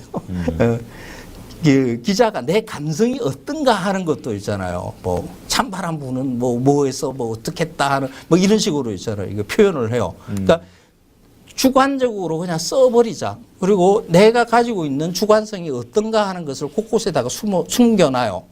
그러니까 나는 그 기사를 쓰는 사람이 학력 수준이며 인종이 어떠며 어떤 세계관을 가지고 있고 하는 거 이런 것을 갖다가 있잖아요. 그 곳곳에다가 이게 숨겨 놓는 거죠. 그러니까 주관적일 수밖에 없으면 기사를 쓸 때 주관적일 수밖에 없으면 그 주관성을 강조해서 그냥 드러내자. 그걸 그렇게 되면 독자들은 이렇게 되겠죠. 그 기사를 읽으면서 객관적인 것으로 쳐다볼 것이 아니라 아, 이거는 기자가 지 주관에 따라서 이렇게 썼구나 하고 독자도 주관적으로 그 사건에 대해서 그 일에 대해서 그 사태에 대해서 해석을 하려고 노력을 하겠죠. 그렇죠. 다같이 주관적인 생각으로 그 사건에 대한 그 사태에 대한 파악을 하려고 하는 이런 일이 만들어지는 이런 것을 그러니까 한국 사회에서는 이런 것의 논의가 좀 깊게 있게 진행되지는 않았어요. 아직까지도 우리는 언론이 객관적이어야 된다, 객관성을 유지해야 된다라는 그런 강박이 강하게 존재하죠. 네. 지금 그러니까 언론이 주관적이라는 것을 인정을 하자. 그러니까 다른 말로 또 뭐 정파적이라고 할 수도 있는 것이고요. 그렇죠. 정파적인. 나는 우파다, 나는 좌파다, 나는 정치적 입장이, 나 사회주의 계열이야, 나는 극단적인 자본 중심의 그런 재벌 중심의 재벌 자본주의 생각을 가지고 있어 하는 이런 생각들을 정확하게 그냥 드러내놓고 기사를 쓰면 그럼 보는 사람도 명료하죠. 그러면 선생님 민족 정론지 조선일보는 어떤 정파적인 언론입니까? 이게 그들이 민족 정론지라고 하니까요. 그러니까 조선일보 같은 경우에는 우리가 보기에는 틀림없이 극우의 그 정파성을 가지고 있는데 그 앞에 간판은 민족 정론지라고 이렇게 딱 붙이고 있어요. 그러니까 그 객관성 신화에 빠져 있는 상태라고 봐야 되는 거죠. 그걸 독자들은 조선일보 그렇지 않은데 하는 것을 이제 파악을 했죠. 파악한 것도 이제 오래 됐어요, 벌써. 근데 그게 서로 맞지 않는 거죠. 그래서 그 조선일보 조중동이나 우파의 시각을 가지고 있는 언론들이 이렇게 많으니까 그걸 그런 여론들에 대응을 해서 객관적으로 공정한 여론이 형성되게 공영방송들이 그 역할을 해야 된다라고 이야기를 많이 하죠. KBS나 MBC가 그런 역할을 해야 된다. 공영방송사한테 그 역할을 맡기는데 그 KBS와 MBC의 구성원들도 객관적일 수 있을까? 저는 절대 객관적일 수 없다라고 저는 생각해요. 인간이라는 동물이 우리는 여러분들이 다 거기에 대해서는 서로 인정을 해야 되는 거 아닌가요? 여러분들이 이 어떤 사건에서 객관적으로 나의 주관을 모든 걸 다 버리고 객관적으로 한 상황에 대해서 이해하는 것이 가능하다고 생각을 하시는가요? 아니요. 그러니까 주관적이고 정파적일 수밖에 없다. 그런데 그것을 숨기고 편파적으로 보도를 한다는 게 문제예요. 편파성과 정파성, 주관성 이걸 갖다 용어를 헷갈리게 보면 안 돼요. 그러니까 편파적이라는 말은 내가 가지고 있는 것이 이 주관적이라는 것을 그 주관성에 의해서 이렇게 세상을 보려고 하는 게 아니라 내가 가지고 있는 내가 속하고 있는 그 집단의 이익이 되게끔 있는 사실을 왜곡 날조해서 유리하게끔 내가 속한 집단에 유리하게끔 보도하는 태도를 가지고 이거 편파적이라고 이야기를 하는 거죠. 근데 그러니까 왜곡 날 줄 알고도 사실을 비트는 것까지 포함해야만이 편파적이라고 이야기를 해야 되는 거고요. 그 주관적이라는 말은 내가 이 사실에 대해서 객관적으로 사태를 파악할 수 없다라는 것을 인정하는 자세. 여기서 이제 그 주관성이 확보되는 거고요. 좀 다르죠. 편파와 주관은. 그렇군요. 또 이번 정부의 그러니까 퍼스트 레이디 뭐 영부인이라고 부르지 말라고 해서 그냥 김건희 씨라고 부르겠습니다. 김건희 씨가 또 예술에 상당히 관심이 많다고 알려져 있지 않습니까? 그래서 청와대를 뭐 아트 콤플렉스로 그러니까 복합 문화 공간으로 만들겠다고 하면서 전시회도 하고 얼마 전에 무슨 한복을 알리기 위해서 뭐 보그지에서 뭐 거기에 대해서는 어떻게 보세요? 뭐 그렇게 청와대가 이제는 뭐 대통령 집무실이 아니니까 일종의 뭐 문화재 뭐 유적 뭐 이런 거하고 유사하죠. 그런 데서 사진 촬영들은 하기는 해요. 뭐 저도 예전에 뭐 잡지를 했어가지고 뭐 그런데 뭐 남산 한옥마을이라든지 뭐 이런 유적지 데 가서 이게 촬영 협조 공문을 보내요. 뭐 무슨 의도로 해서 이렇게 사진을 찍으려고 그럽니다. 그러니까 살펴봐 주십시오. 이거 허락을 받는 거죠. 그러면 떨어지면 어떤 내용으로 이렇게 사진을 찍을 거 이제 컨셉까지 이렇게 적어서 보내는 거예요. 그러면 그렇겠죠. 그걸 가지고 이제 카메라맨하고 이렇게 가서 찍으려고 하면 모델들하고 찍으려고 그러면 그 공무원들이 와요. 그 사진이 그 관리하는 그 문화재들의 뭐 이렇게 훼손되는 이미지를 훼손시키는 이런 일은 없는가 하는 것을 갖다가 이렇게 확인을 하는 거죠. 이 사진이라는 것은 그 인물과 그 인물이 그 옷과 그 포즈가 표현하는 것이 그 메시지가 뒤에 있는 배경을 해석하게 만드는 거거든요. 그렇죠. 지금 보그지에 실려 있는 그 사진들을 보면 청와대에서 찍었다는 그 사진들을 보면 조선시대 신윤복의 기생 그 그림 거기에서 따온 게 있어요. 모자 이렇게 쓰고 야판했죠. 가슴팍 다 드러냈고요. 밑에 버선의 종아리가 이렇게 보여요. 하이힐을 신었죠. 네. 그걸 포즈가 엉덩이를 뒤로 밀고 이렇게 해서 포즈가 이렇게 눈을 감았어요. 네. 이런 포즈였죠. 선생님 너무 디테일하게 설명하지 마시고. 네. 이런 포즈를 취하라고 하는 것이 네. 이 카메라맨이 그렇게 요구를 하니까 그렇게 취하는 거거든요. 그러면 그 카메라맨이 그런 포즈를 취해달라고 한 것은 위에 편집자가 그렇게 요구를 한 거잖아요. 그렇죠. 그러면 그 보고지의 그 편집자가 그 문화재청에다가 어떤 의도로 사진을 찍을 것인가 하고 내밀었을 때 그런 요염하게 찍는다라는지 하는 이런 단어가 안 들어갔다 하더라도 현장에서 그런 사진이 한번 검수라도 해야 되는 거죠. 어떤 옷을 입고 찍는지, 어떤 포즈로 찍는지 문화재청 그 공무원들이 가가지고 청와대에서 찍는다 그러면 그걸 해야 되는데 그걸 안 했다라는 거죠. 네. 이런 경우가 있나? 그러고 난 다음에 그게 막 이상하다 하니까 모든 인간의 시각은 다 똑같아요. 그 이상한 짓이에요, 그게. 그러니까 그걸 온라인에서는 다 없앴어. 이미 있어요. 온라인에 없애도 있잖아. 다 뜨돌아요. 네. 그렇죠. 다 뜨돌아요. 그리고 지금 4개월이 지났는데 개방을 한 지 4개월 가까이 150만여 명이 왔다 갔다고 합니다. 근데 주무 부서가 없답니다. 서울시에서 파견하고 뭐 이쪽 문화재청에서 파견하고. 근데 왜 이런 문재인 정부에서는 이런 일이 발생하지 않았는데 왜 이 지금 윤석열 정부에서는 이런 일이 발생하는가? 그때 공무원과 지금 공무원이 뭐가 다른가? 똑같은 공무원이에요. 뭐 그 사람 안 바뀌었을 거예요. 네. 그런데 왜 이러냐? 제일 위에 헤드가 바뀐 거죠. 공무원은 위에 누가 있는가에 따라서 태도가 확 바뀐대요. 꼼꼼하게 잘 챙기는 그런 사람이 앉아 있으면 골치 아프고. 그래서 일 열심히 잘 하고요. 그리고 그냥 대충 저 잘 알지 못할 거야. 제가 뭘 알아. 뭐 이러잖아요. 그러면 공무원들 생각도 나태해지고 할 일도 안 하게 되고 그런 거죠. 이건 큰 구멍이 나 있는 거라고 봐야 돼요.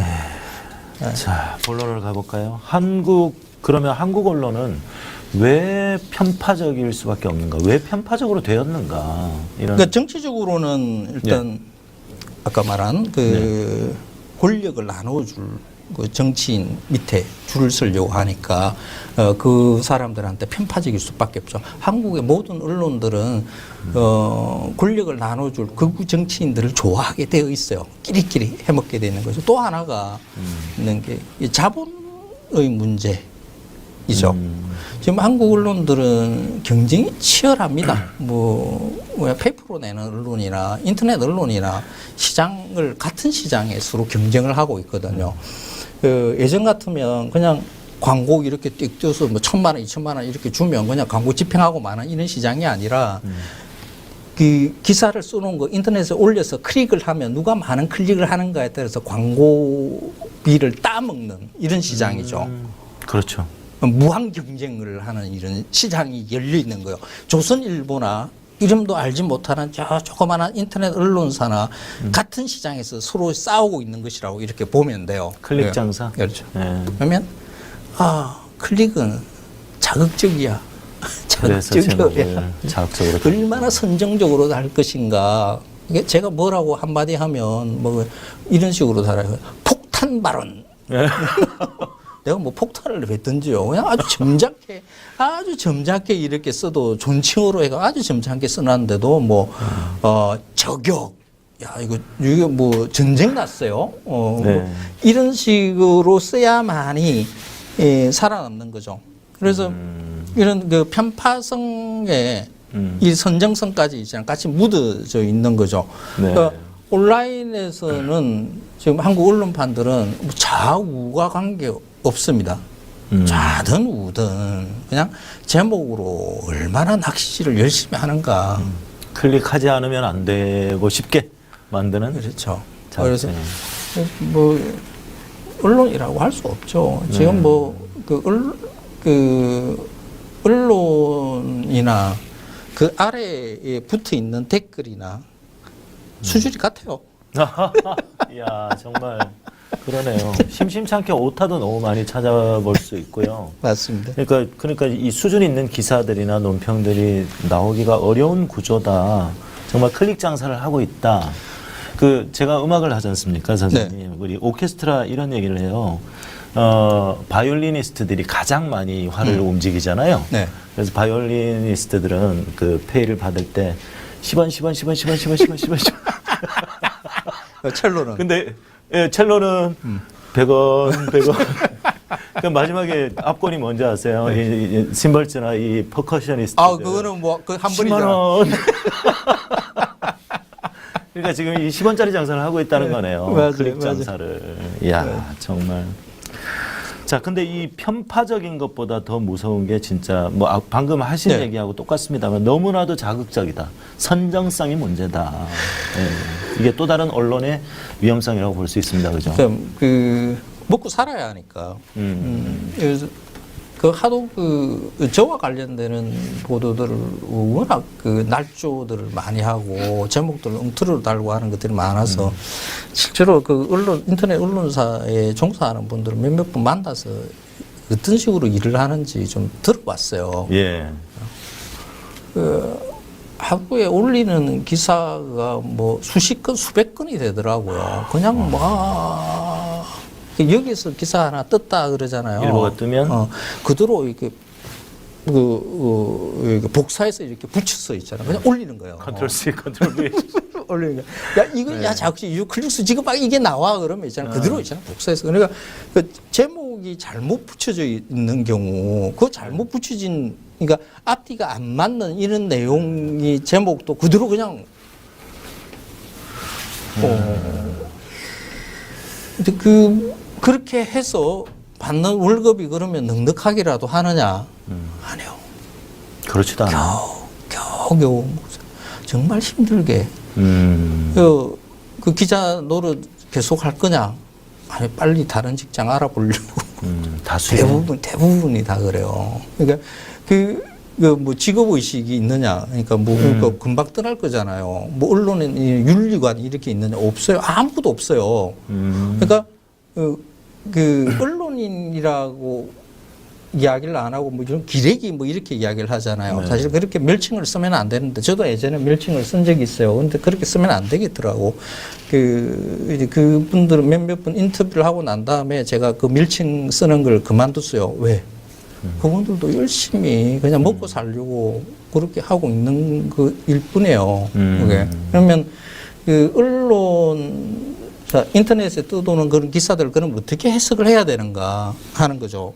그걸 그 정상적인 기사가 아닌 게 거의 대부분이라고 봐야 되거든요. 네. 그러니까 그 댓글 정도로 인식을 하면 돼요. 그러니까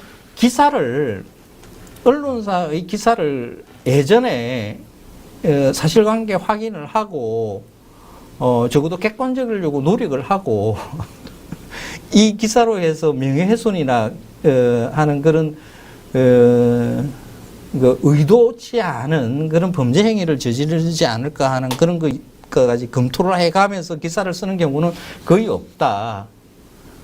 댓글 달 때 대부분 다 그렇게 달잖아요, 우리. 네네. 댓글 달 때 팩트 체크 합니까? 안 하잖아요. 그냥 앉으려고 싸우지 앉으려고. 기안 죽으려고. 그렇죠. 그 정도의 일을 지금 언론들이 하고 있다. 그래서 언론에 대해서 너무 많은 기대를 하지 마시라. 그러네요. 자, 그러면 언론사가 너무 많고 너무나도 치열한 경쟁 속에 지금 내몰려져 있다.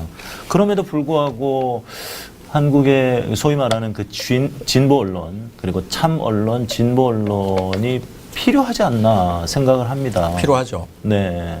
이 독일에요. 그 지난 방송에 제가 말씀드렸는데 독일의 그 슈피겔지, 네. 슈피겔이 거울이라는 뜻이거든요. 그렇죠. 그러니까 그대로 비춰주는 것. 이 역할이란 말이죠. 그러니까 제대로 된 사실들을 보도하고 하는 그런 언론들이 필요하다. 진보 언론이 필요하다. 어떻게 생각하세요? 제가 그 앞에 언론이 객관적일 수 있는가 하는 것에 대한 것에 대한 의문을 붙여볼 필요가 있다라고 이야기를 들었습니다. 지금 한국 언론들은 거의 대부분 다 극우인 거죠. 왜 극우의 태도를 보이느냐 그러면 그래야 먹고 살기 때문에 정치 권력과 자본에 빌붙어야만이 그 정치 권력과 자본에 우리 같이 가요 하고 이렇게 해야만이 먹고 사니까 불쌍한 거라고 봐야 되는. 하여간 그분들에 의해서 한국 언론이 주류를 이루고 있다라고 봐야 되는 거죠. 우파, 극우 언론들이 대부분이요. 예전에 진보 좌파 언론이라고 했던 분들도 사실 안에 자세히 들여다보면 정치 권력에 대해서는 상당히 비판적인 입장을 견지하지만은 자본에 대해서는 사실 굴욕적인 태도를 많이 취하고 있어요. 그건 믿을 수가 없어요. 그래서 그냥 우파라는 거죠. 그러면 그 공영방송 중간에 위치하는 객관적인 보도를 그래도 나름대로 할 수 있는 KBS나 MBC에 대한 기대, 한 5년 전에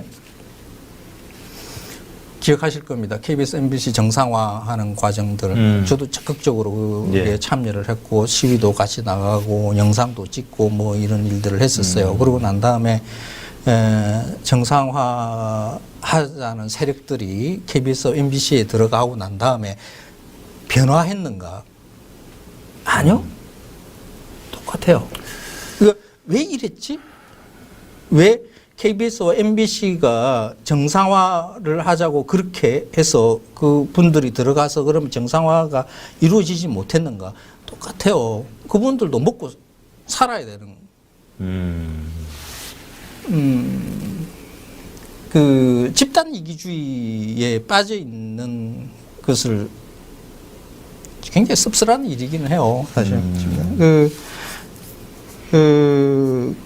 사실 저는 그 공영방송에 대한 기대를 그렇다고 해가지고 완전히 저버리되는 것은 안 해요. 그분들이 잘해낼 거라고 생각을 하는데 지금 상황에서는 지금 한국 언론에 기울어져 있는 이 운동장을 바로 세우는데 이분들 공영방송에 있잖아요. 일정한 역할을 할 거라고는 기대를 안 하는 게 좋겠다라고 저는 생각을 해요. 그러면 여기에 맞서는 진보의 입장의 언론들이 있어야 되는 거죠. 근데 이런 움직임들이 예전에도 있었어요.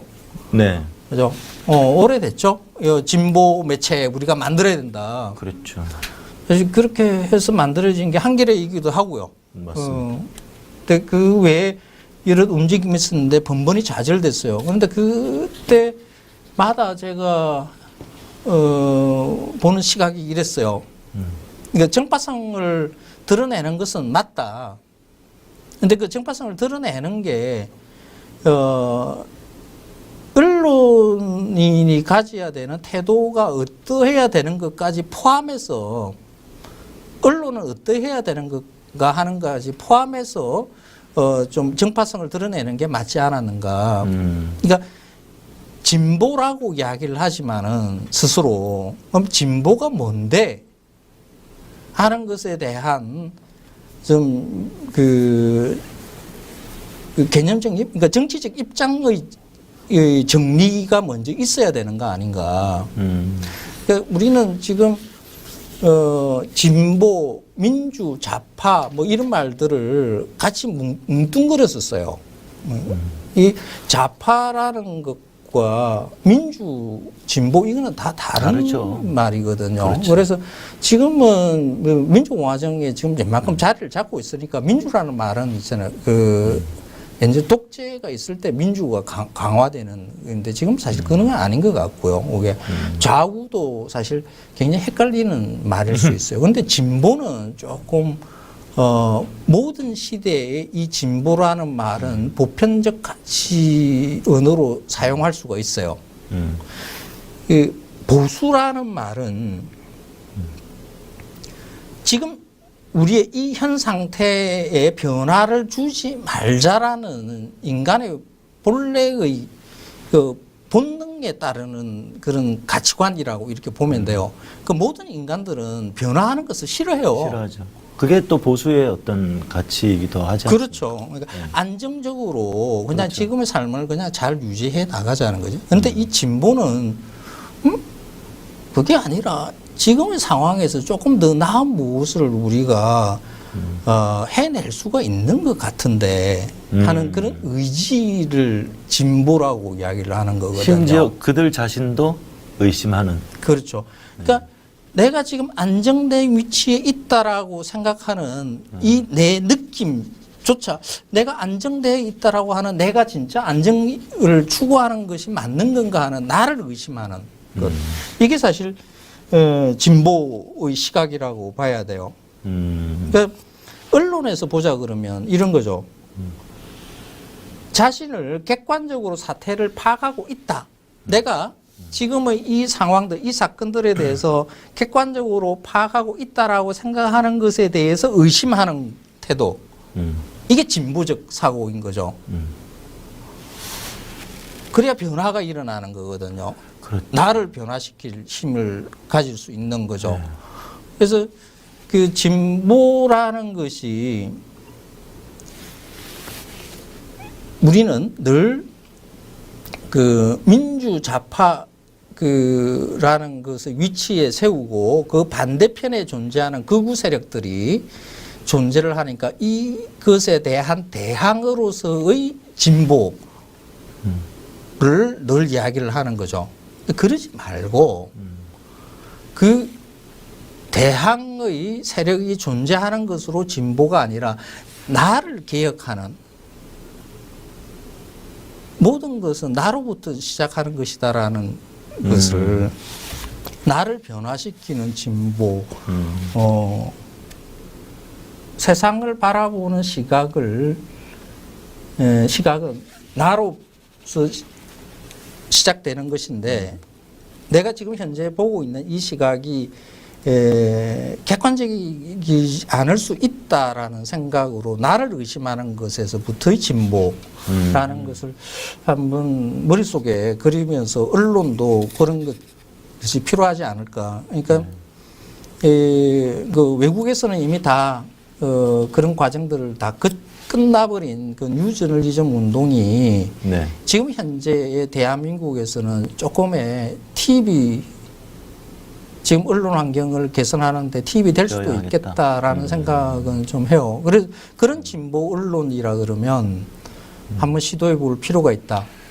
그러니까 우리 시민들이 그 미디어 리터러시라고 하지 않습니까? 그러니까 문해력, 그것을 이해해내는 능력, 그런 것들을 좀 키울 필요도 있고요. 다양한 시각의 언론들을 우리가 받아들이고 그것을 이해하고 해석하는 능력들을 키우는 것들도 선생님께서 말씀하시는 그 진보 언론의 필요성에 좀 그 필요한 부분이 맞습니다. 생각을 합니다. 의심하라는 거죠. 의심해야 된다. 뭐든지 지금 팩트 TV가 하고 있는 일 중에 하나가 저게 사실이야? 팩트가 맞아? 하는 것에 대한 것을 좀 집중하잖아요. 네. 이 태도가 사실 굉장히 진보적인 거죠. 이거는 조금 넓게 보면 이 세상이 지금 민주공화정으로 운영되는 이 대한민국 이 체제가 지금 제대로 된 모양새로 지금 운영되는 거야? 우리 시민들한테 시민들의 행복도를 높여주고 있는 게 맞는 거야? 하는 그런 의심. 그래야 진보라고 할 수 있어요. 아닌 것 같지 않아?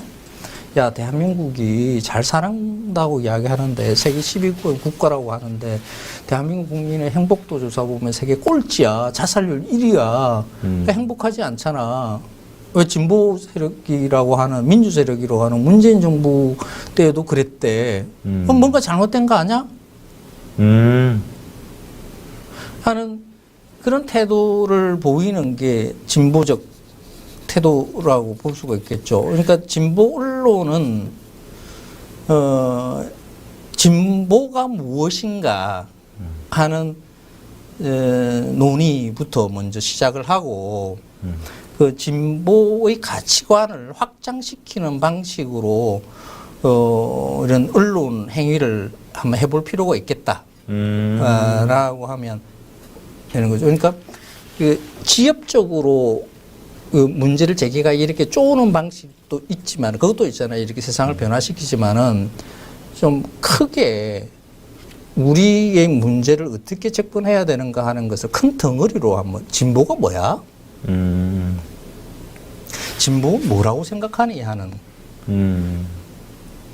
그런 질문들을 계속해서 던지는 그런 언론이 하나 있으면. 네. 근데 일단 재미는 좀 있어야 되겠습니다. 사람들이요. 네. 재미없는 걸 싫어해요. 그리고 공부하기를 싫어해요. 네. 그렇긴 해요. 이게 그 유튜브들이 네. 특히 그래요. 네. 뭐 방송도 다 그러고요. 그러니까 네. 콘텐츠라는 게 그냥 다 재미만 쫓는 네. 그런 사회가 된 거죠. 진지하게 책 읽는 사회가 아니에요. 이 시대를 뭐 어떻게 슬기롭게 헤쳐나가야 되는가 하는 것에 대한 고민들을. 근데 그 며칠 전에 봉화 음악회 하는데 그 김재동 씨 네. 강연이 아니죠. 그 잠시 이야기하는 네, 토크를 5분, 10분 정도 네. 이야기하는 것에 제가 굉장히 크게 감동을 받았어요. 음. 아, 재미와 그 감동을. 개혁적인 그 태도를 취하는 게 어때야 되는가 하는 것에 대해서 세상을 어떻게 변화시켜야 되는가 하는 것에 대해서 그 태도를 저도 가져보려고 노력을 하는데 일단 김재동만큼의 입담이 안 되니까. 그럼 김재동을 부르시면 됩니다. 김재동 불러서 같이 방송을 하시면 제가 김재동 씨하고도 개인적으로 인연이 좀 있거든요. 그래요. 고향 후배예요. 김재동 씨는 저를 잘 기억 못할 수는 있어도 제가 가장 먼저 기타를 가르쳐준 그 노래하던 제가 선배거든요. 그래요? 그 경북 영천에. 그러면 부르면 되지. 선배가 부르면 후배는 그냥 와야 되는 거지. 네, 언제 한번 같이 한번 만날 기회가 있으면. 아, 근데 정말 많이 노력을 해요. 그 김재동 씨는 진짜 많은 노력을 해서 그냥 자연스럽게 하는 것 같지만 치밀한 노력을 통해서. 그렇죠. 그거 뭐 달달달 미더라고. 맞아요. 그게 얼마나 힘든 일인데. 그러니까요. 정말 대단한 거죠. 네, 그렇습니다. 아이고, 뭐 얘기하다 보니까 거의 1시간이 훌쩍 흘러버렸는데요. 네. 야, 더 모시고는 싶지만 또 우리 또 약도 드셨다고 하시고. 지금 약 기운으로. 그리고 우리 댓글 보니까, 어이구, 이거 빨간색 슈퍼챗이, 야, 댓글 보니까 어려워요. 이해 못 하겠어요. 이런? 너무 어렵다고 하시네. 큰일 났다. 네. 아닌데, 이게 쉬운 말인데. 아무튼, 네, 앞으로 다양한 내용으로 할 거예요. 자, 이 TBS, 서울 그 네. TBS 교통방송이 지원금 축소 계획이 발표가 됐죠. 오세훈 시장이. 돼서 이거 앞으로 어떻게 진행될 거라고 보세요? TBS는 지금 식으로 가자 그러면 망하겠죠. 그러니까 지금 광고도 지금 따로. 웃으면 안 되는데 TBS에 많은 분들 친분이 있어가지고 그러게. 이런 웃으면 안 되는데 네. 그 정치적으로 입장이 다르다고 해서 그 돈을 끊어버리는 서울시의 그 행태가 그 정치적인 입장으로 그러니까 언론을 그 죽이는 거죠. 근데 네. 이게 대항할 수 있는 방법이 언론은 없다라는 거죠. 그 서울 미디어 재단이죠. 이런 그 미디어 재단은 방법이 없어요. 그게 뭐 재정적으로 독립해 나갈 수 있는 방법도 없고요. 뭐 목을 재면 뭐 줄 수 없는 거죠. 오세훈 서울시장이 뭐 돈을 지원하지 않는 것으로 정하고 뭐 조례도 개정을 해가지고 그냥 없애버리겠다는 투로 이렇게 몰아붙이는데 그딴 방법이 있나요? 그게 그러니까 그 출발 자체가 서울시에서 출발을 했기 때문에 그런 거죠. 다음에 시장이 다시 저쪽에 더불어민주당 쪽 사람이 앉으면 또 이런 일은 또 해소될 수도 있겠죠. 언론은 이러면 그게 정상적인 언론이 아니죠. 정치 권력에 의해서 휘둘리는 언론이 그걸 정상적인 언론이라고 할 수가 있겠습니까? 맞습니다. 네. 그게 그 언론 개혁을 하자라고 이야기했었을 때도 정부가 몇몇 개의 가이드라인을 이렇게 줄 수는 있어도 거기다 전면적으로 언론 시장을 재편하려고 하면 안 된다라는 게 제 입장이기도 했거든요. 네. 그 전두환 때 언론 그 통폐합하는 그 사건들 그 언론 대학살이거든요. 정치 권력이 니는 뭘 하고 너는 누구 통합을 너는 누구 같이 합치고 뭘 하고 세상에 이런 게 무슨 민주공화정이에요. 그러니까 언론은 시민들에 의해서 그냥 시장에 맞춰서 형성될 뿐이에요. 정부가 정치 집단이 이 언론에 대해서 관여하게 하면 안 되는 거죠. 근데 TBS는 관여될 수밖에 없는 구조에 있는 거라고 보면 돼요. 예. 근데 뭐 단 하나 그래도 TBS가 이때까지 해온 것을 보면 진보 민주 시민들의 입맛에 맞는 그런 방송들을 많이 해왔잖아요. 그렇죠. 그런 시각을 많이 견지를 했었죠. 맞습니다. 그래서 아쉬움은 있어요. 네. 근데 그 싸움에서 이겨낼 그 가치가 않다라는 게 네. 문제죠. 그래서 시민들에 의한 진보 언론이 필요한 거죠. 이게 네. TBS가 원래 시민의 방송이었으면 방송이었죠.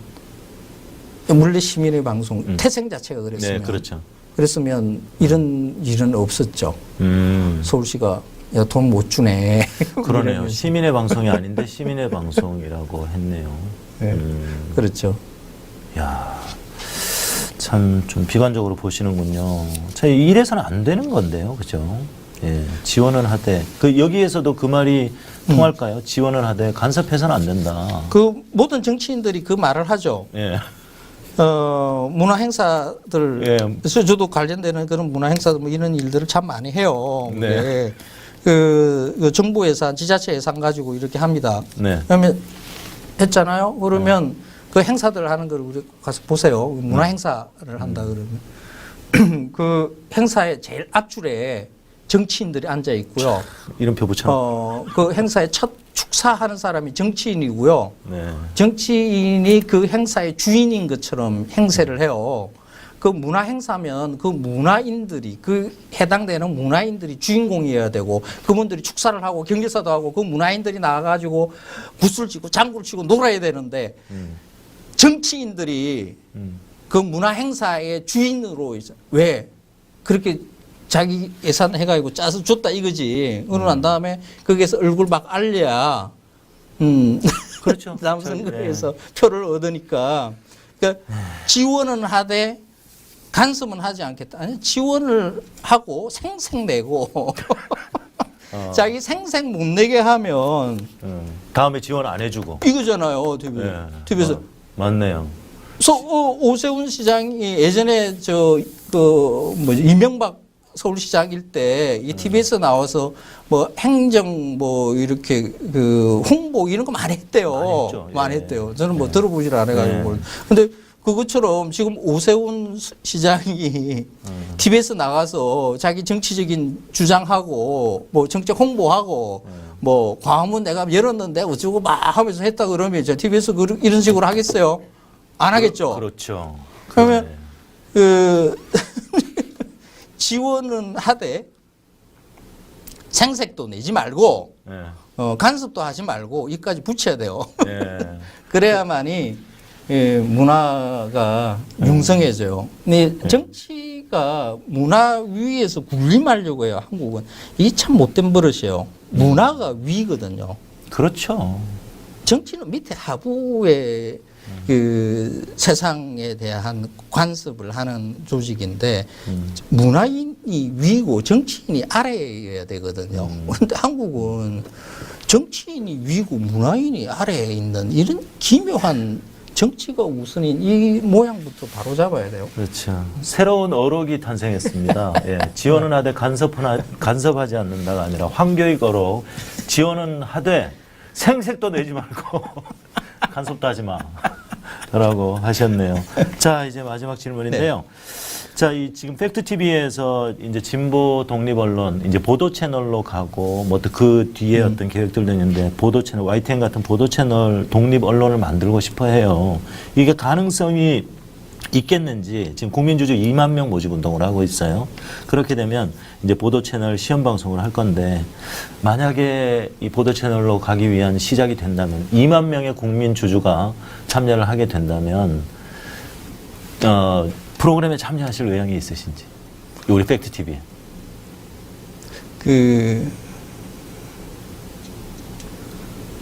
제가 원래 고민을 너무 많이 하시는데. 제가 원래 그 마클럼리스트잖아요. 음식 네, 그렇습니다. 프로그램. 그러니까 어디 가서 식당 가서 이거 맛있어요. 이거 예, 여기 최고예요. 사장님 최고 뭐 이러면서 이런 걸 찍는 것이 사실 가장 행복한 것처럼 이렇게 사람들은 사실 그런 방송 별로 안 해요. 제가 보면 맛없다 이런 것만. 맞아요. 그래서 저는 황교익 쌤을 좋아한 거예요. 예측 가능하지 않다. 소신 있다. 이런 거였거든요. 이게 이제 어떻게 하다 보니까 그러니까 정치와 시사와 관련되는 말도 많이 이렇게 하게 됐는데, 근데 제가 원래 음식을 이야기하면서 내 이 이야기를 하고 했거든요. 우리가 먹는 음식은 내 앞에 놓여 있는 음식의 질과 양을 결정하는 것은 정치가 한다. 멋있다. 맞네요. 내가 어느 식당 가면 맛있는 무엇이 있다라는 정보를 얻는 것, 내 앞에 놓여 있는 음식이 이게 맛있네, 맛없네, 뭐 치킨 양이 적으네, 많으네 하는 것, 이게 대한 그 근원적으로 해결해 줄 수 있는 것을 어떻게 해야 되는가 하면 정치에 관심을 가리더라. 정치에. 그런데 저도 이제 뭐 정치와 관련되는 이런 말들은 늘 하고 다니지만 본격적으로 사실 정치에 대해서 이야기하는 프로그램들은 한 적은 한 번도 없어요. 맞아요. 그러니까, 많은 사람들이 저한테 섭외를 했죠. 그 뭐 정치 토론 프로그램 이런 거 참 많지 않습니까? 나오라. 패널로. 안 나갔어요. 그러니까 단발성으로 그냥 인터뷰하는 식으로는 나갔지 패널로 나간 적은 한 번도 없어요. 프로그램을 진행할 의향도 없었고요. 그런데 지금 생각이 조금 많이 바뀌어 있어요.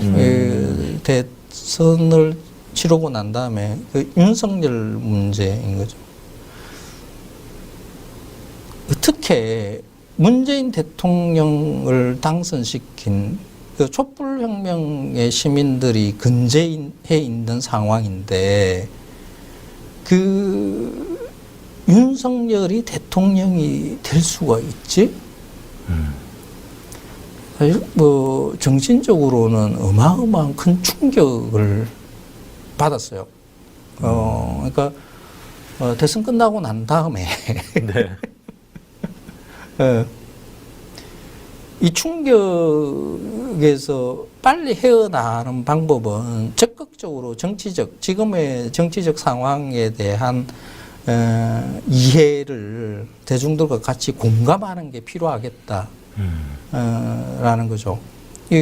이대로 그냥 뒤로 물러나 있으면 야, 윤석열이 대통령 됐잖아. 그럼 이거보다 더 못한 상황의 대통령을 우리가 맞을 수도 있어요.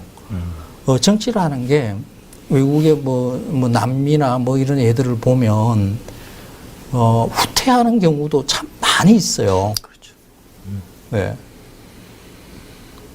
그게 대한 불안이 이렇게 가슴을 누르는 거예요. 이게 어떻게 만든 지금 민주 세상인데, 이게 어떤 분들의 희생에 의해서 지금 이까지 왔는데, 하는 거죠. 그래서 그걸 조금 한번 진지하게 한번 그 정치적인 발언을 조금 더 정리를 해서 지금처럼 있잖아. 지금 내가 약 먹어서 그런지 정신없이 하는 게 아니라 조금 정돈된 상태에서 하는 그런 프로그램이라 그러면 한번 한번 해보면 하지 않을까. 긍정적인 말씀을 해주셨네요. 그러니까 지금의 그 진보 유튜브들 같은 경우에 왜냐면 윤석열에 대한 비판, 비난, 욕 이런 것으로 해서 있잖아요. 클릭수 올리는 사실 극우 언론들이 하고 있는 그 클릭수 올리는 것과 그렇게 크게 차이가 나지 않는 성정적인 태도를 취하고 있어요. 저도 쭉 다 보거든요. 근데 저기까지는 좀 그렇지 않아 싶은 것들이 너무 많아요.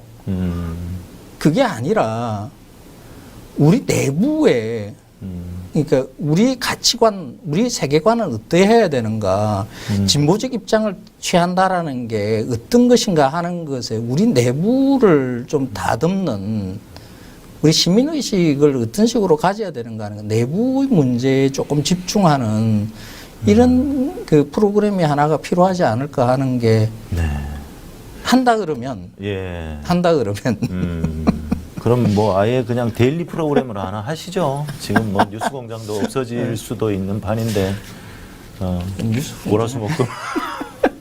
네. 아 정말 진짜 중요한 말씀을 해주셨어요. 우리도 저쪽 진영과 다르지 않은 그런 자극적인, 그리고 윤석열 나쁜 놈, 뭐 저쪽 나쁜 놈 그러면 당연히 우리에게 지지가 올 것처럼 반사이익에만 기대고 그렇죠. 사람들을 자극하고 충동하기만 하는, 그러니까 드라마 그 지옥, 넷플릭스의 드라마 지옥의 화살촉 같은. 그렇죠. 이재명 이제 대표죠. 이재명 대표도 당대표죠. 그런 말을 했었어요. 그러니까 상대방이 잘못해서 얻어지는 이런 정치적인 이익, 여기에 집중하지 않겠다. 그렇죠. 우리가 잘하는 것. 맞습니다. 진보적인 시민이라 그러면, 진보 시민이라 그러면 어떤 삶을 살아야 되는 것인가? 지금의 여러 가지 사태들, 그러니까 정치적인 사태들만이 아니라 여러 사회적인 사건들 이런 것이 나타날 때도 진보적 입장에서는 이것을 어떤 식으로 우리가 이해를 하고 어떻게 받아들이고 어떻게 반응해야 될 것인가 하는 것에 대한 그 논의들은 있어야 되는 것은 아닌가. 네. 이건 뭐 그렇다 이런 이야기하면 아까 뭐 머리가 골치 아파 뭐 이런 이야기였어요. 사실 이게 제가 이런 식으로 말을 해서 굉장히 골치 아프고 힘든 이야기처럼 보이지만은 실제로 그런 케이스를 드러내놓고 이야기를 하면 굉장히 재밌어요. 그렇죠. 그리고 그게 우리의 일상이고 우리의 삶이고 정치고 예술이고. 그렇죠. 네. 맞습니다. 그러니까 음식도 정치라고 하셨는데 저도 그런 얘기를 많이 해요. 여러분, 우리의 삶 자체가 예술이고 삶 자체가 정치예요. 네? 우리가 정치하는 이유는 우리의 삶을 바꿀 수 있는 변화를 기대하기 때문에 정치를 우리가 해야 되는 거예요. 이런 얘기를 많이 하거든요. 근데 오늘 음식이 정치다 이 얘기도 상당히 감동적인 것 같습니다. 제가 한 말이기는 하지만은 그 앞에 누군가 다 말을 했었어요. 아, 그렇습니까? 이렇게 또 겸손하시기까지.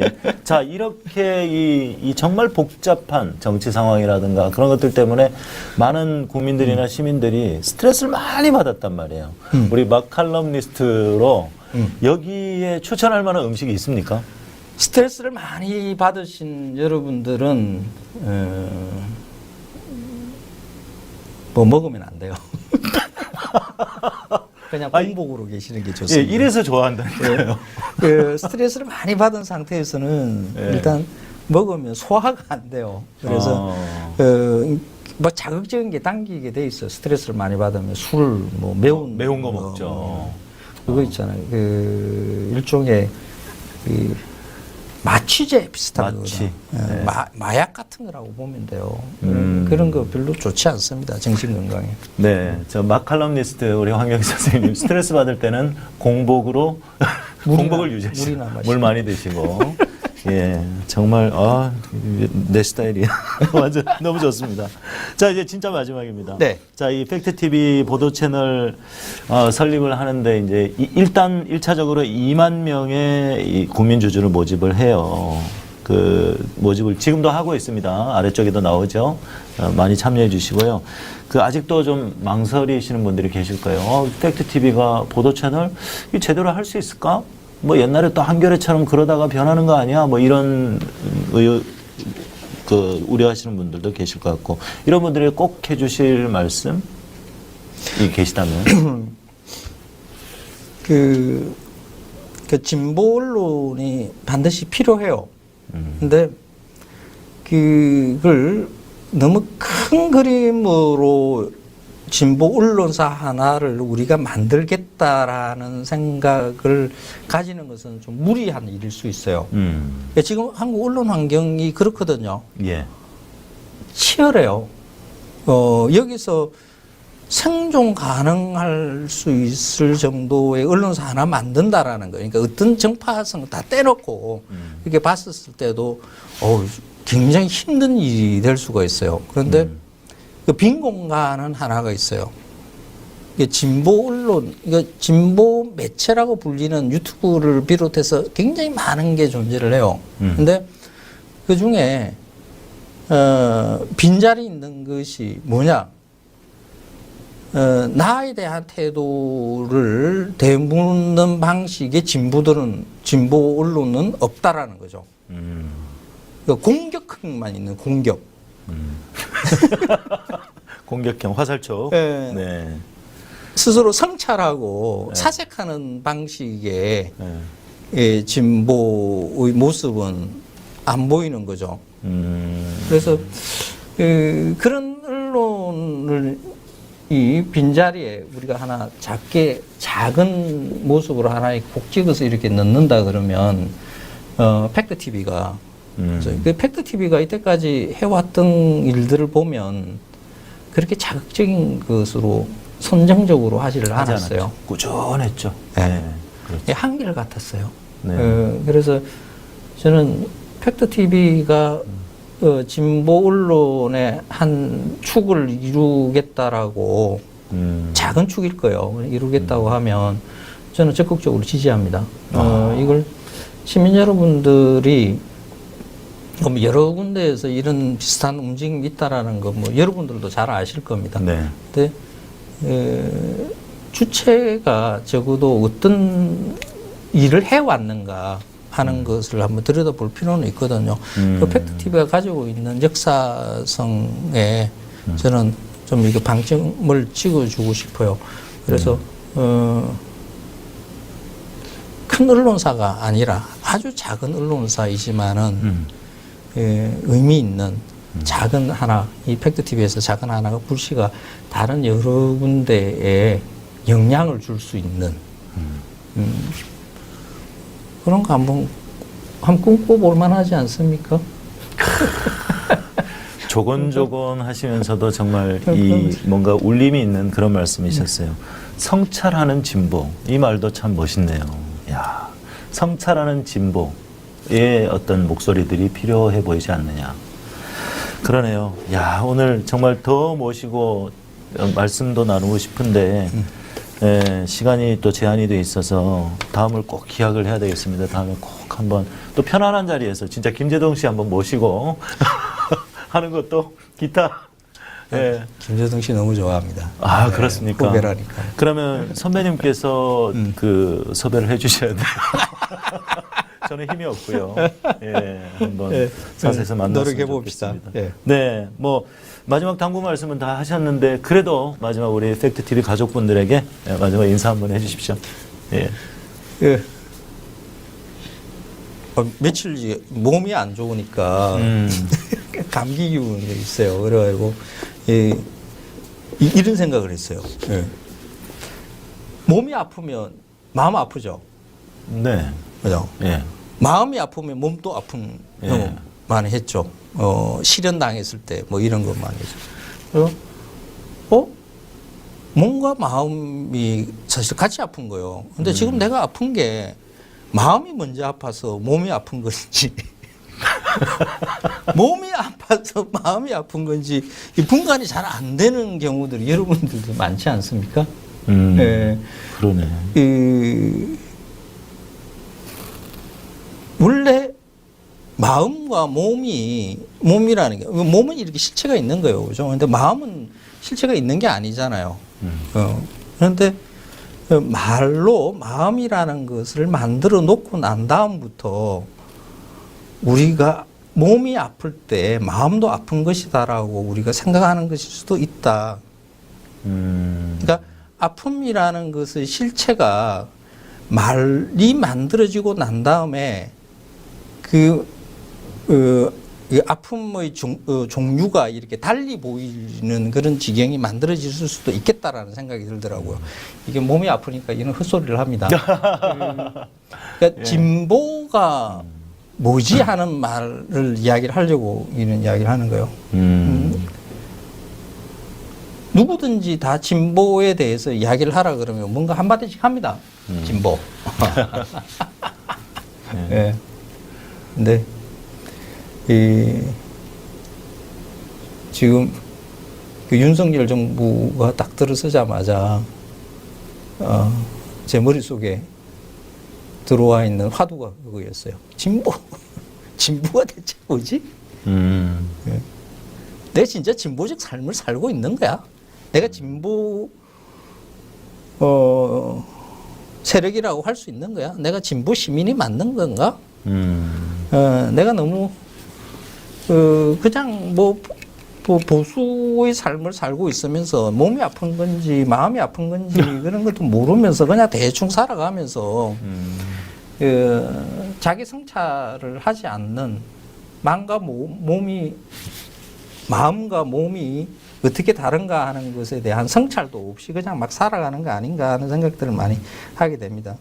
지금 윤석열 정부를 이겨내는 그 방법이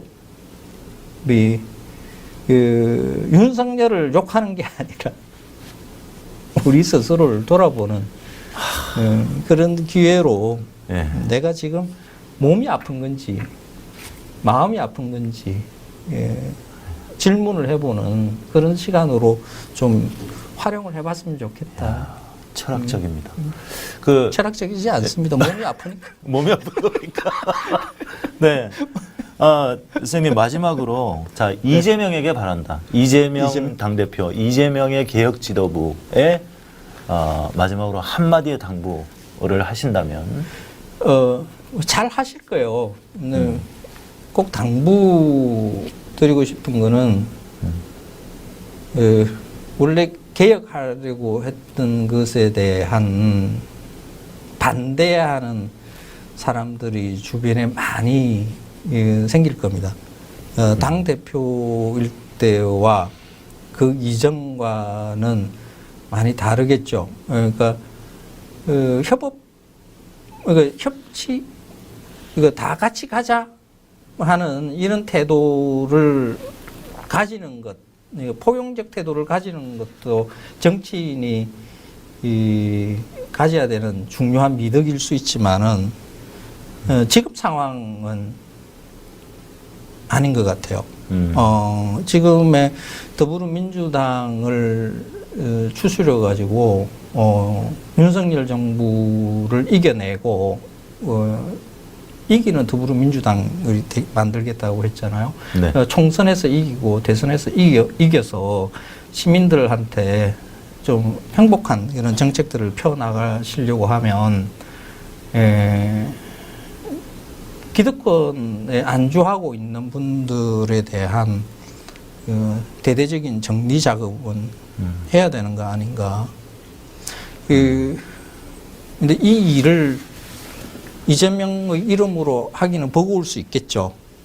시민의힘으로. 네. 이제 시민들이 달라졌으니 믿으세요. 그러니까 시민의힘 딱 그 이야기를 하려고 했습니다. 네. 당원과 시민이 어떤 식의 개혁을 원하는지 이미 충분히 이야기는 했고요. 네. 그리고 앞으로도 계속해서 이야기를 할 것이니까 그 이야기에 귀를 좀 많이 기울여 주셨으면 고맙겠습니다.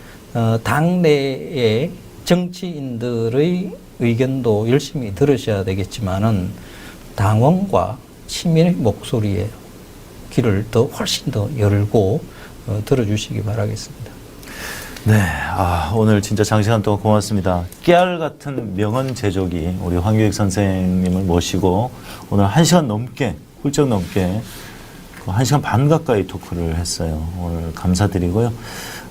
팩트TV 3화 성공한 것 같습니다. 오늘 정말 깊은 얘기들을 많이 나눴고 저는 정말 만족하는 물론 제가 방송 진행이야 좀 미숙할 수는 있겠지만 만족한 내용 그리고 또 대화였다고 생각을 하고요. 앞으로 우리 팩트TV 보도 채널로 가기 위한 국민주주 참여 그리고 또 팩트TV의 새로운 프로그램들 우리 또 황교익 선생님께서 만약에 팩트TV 이제 국민주주 참여가 이루어지면 프로그램에 참여하실 의향이 있는 것으로 긍정적인 사인을 보내주셨어요. 성찰하는 진보라는 얘기도 해주셨고요. 예, 상당히 기대를 하고 앞으로 또 좋은 활약을 기대해 보도록 하겠습니다. 오늘 방송은 여기서 마치도록 하겠습니다. 선생님, 오늘 참여해 주셔서 고맙습니다. 고맙습니다. 네, 감사합니다. 여러분, 안녕히 계십시오. 고맙습니다.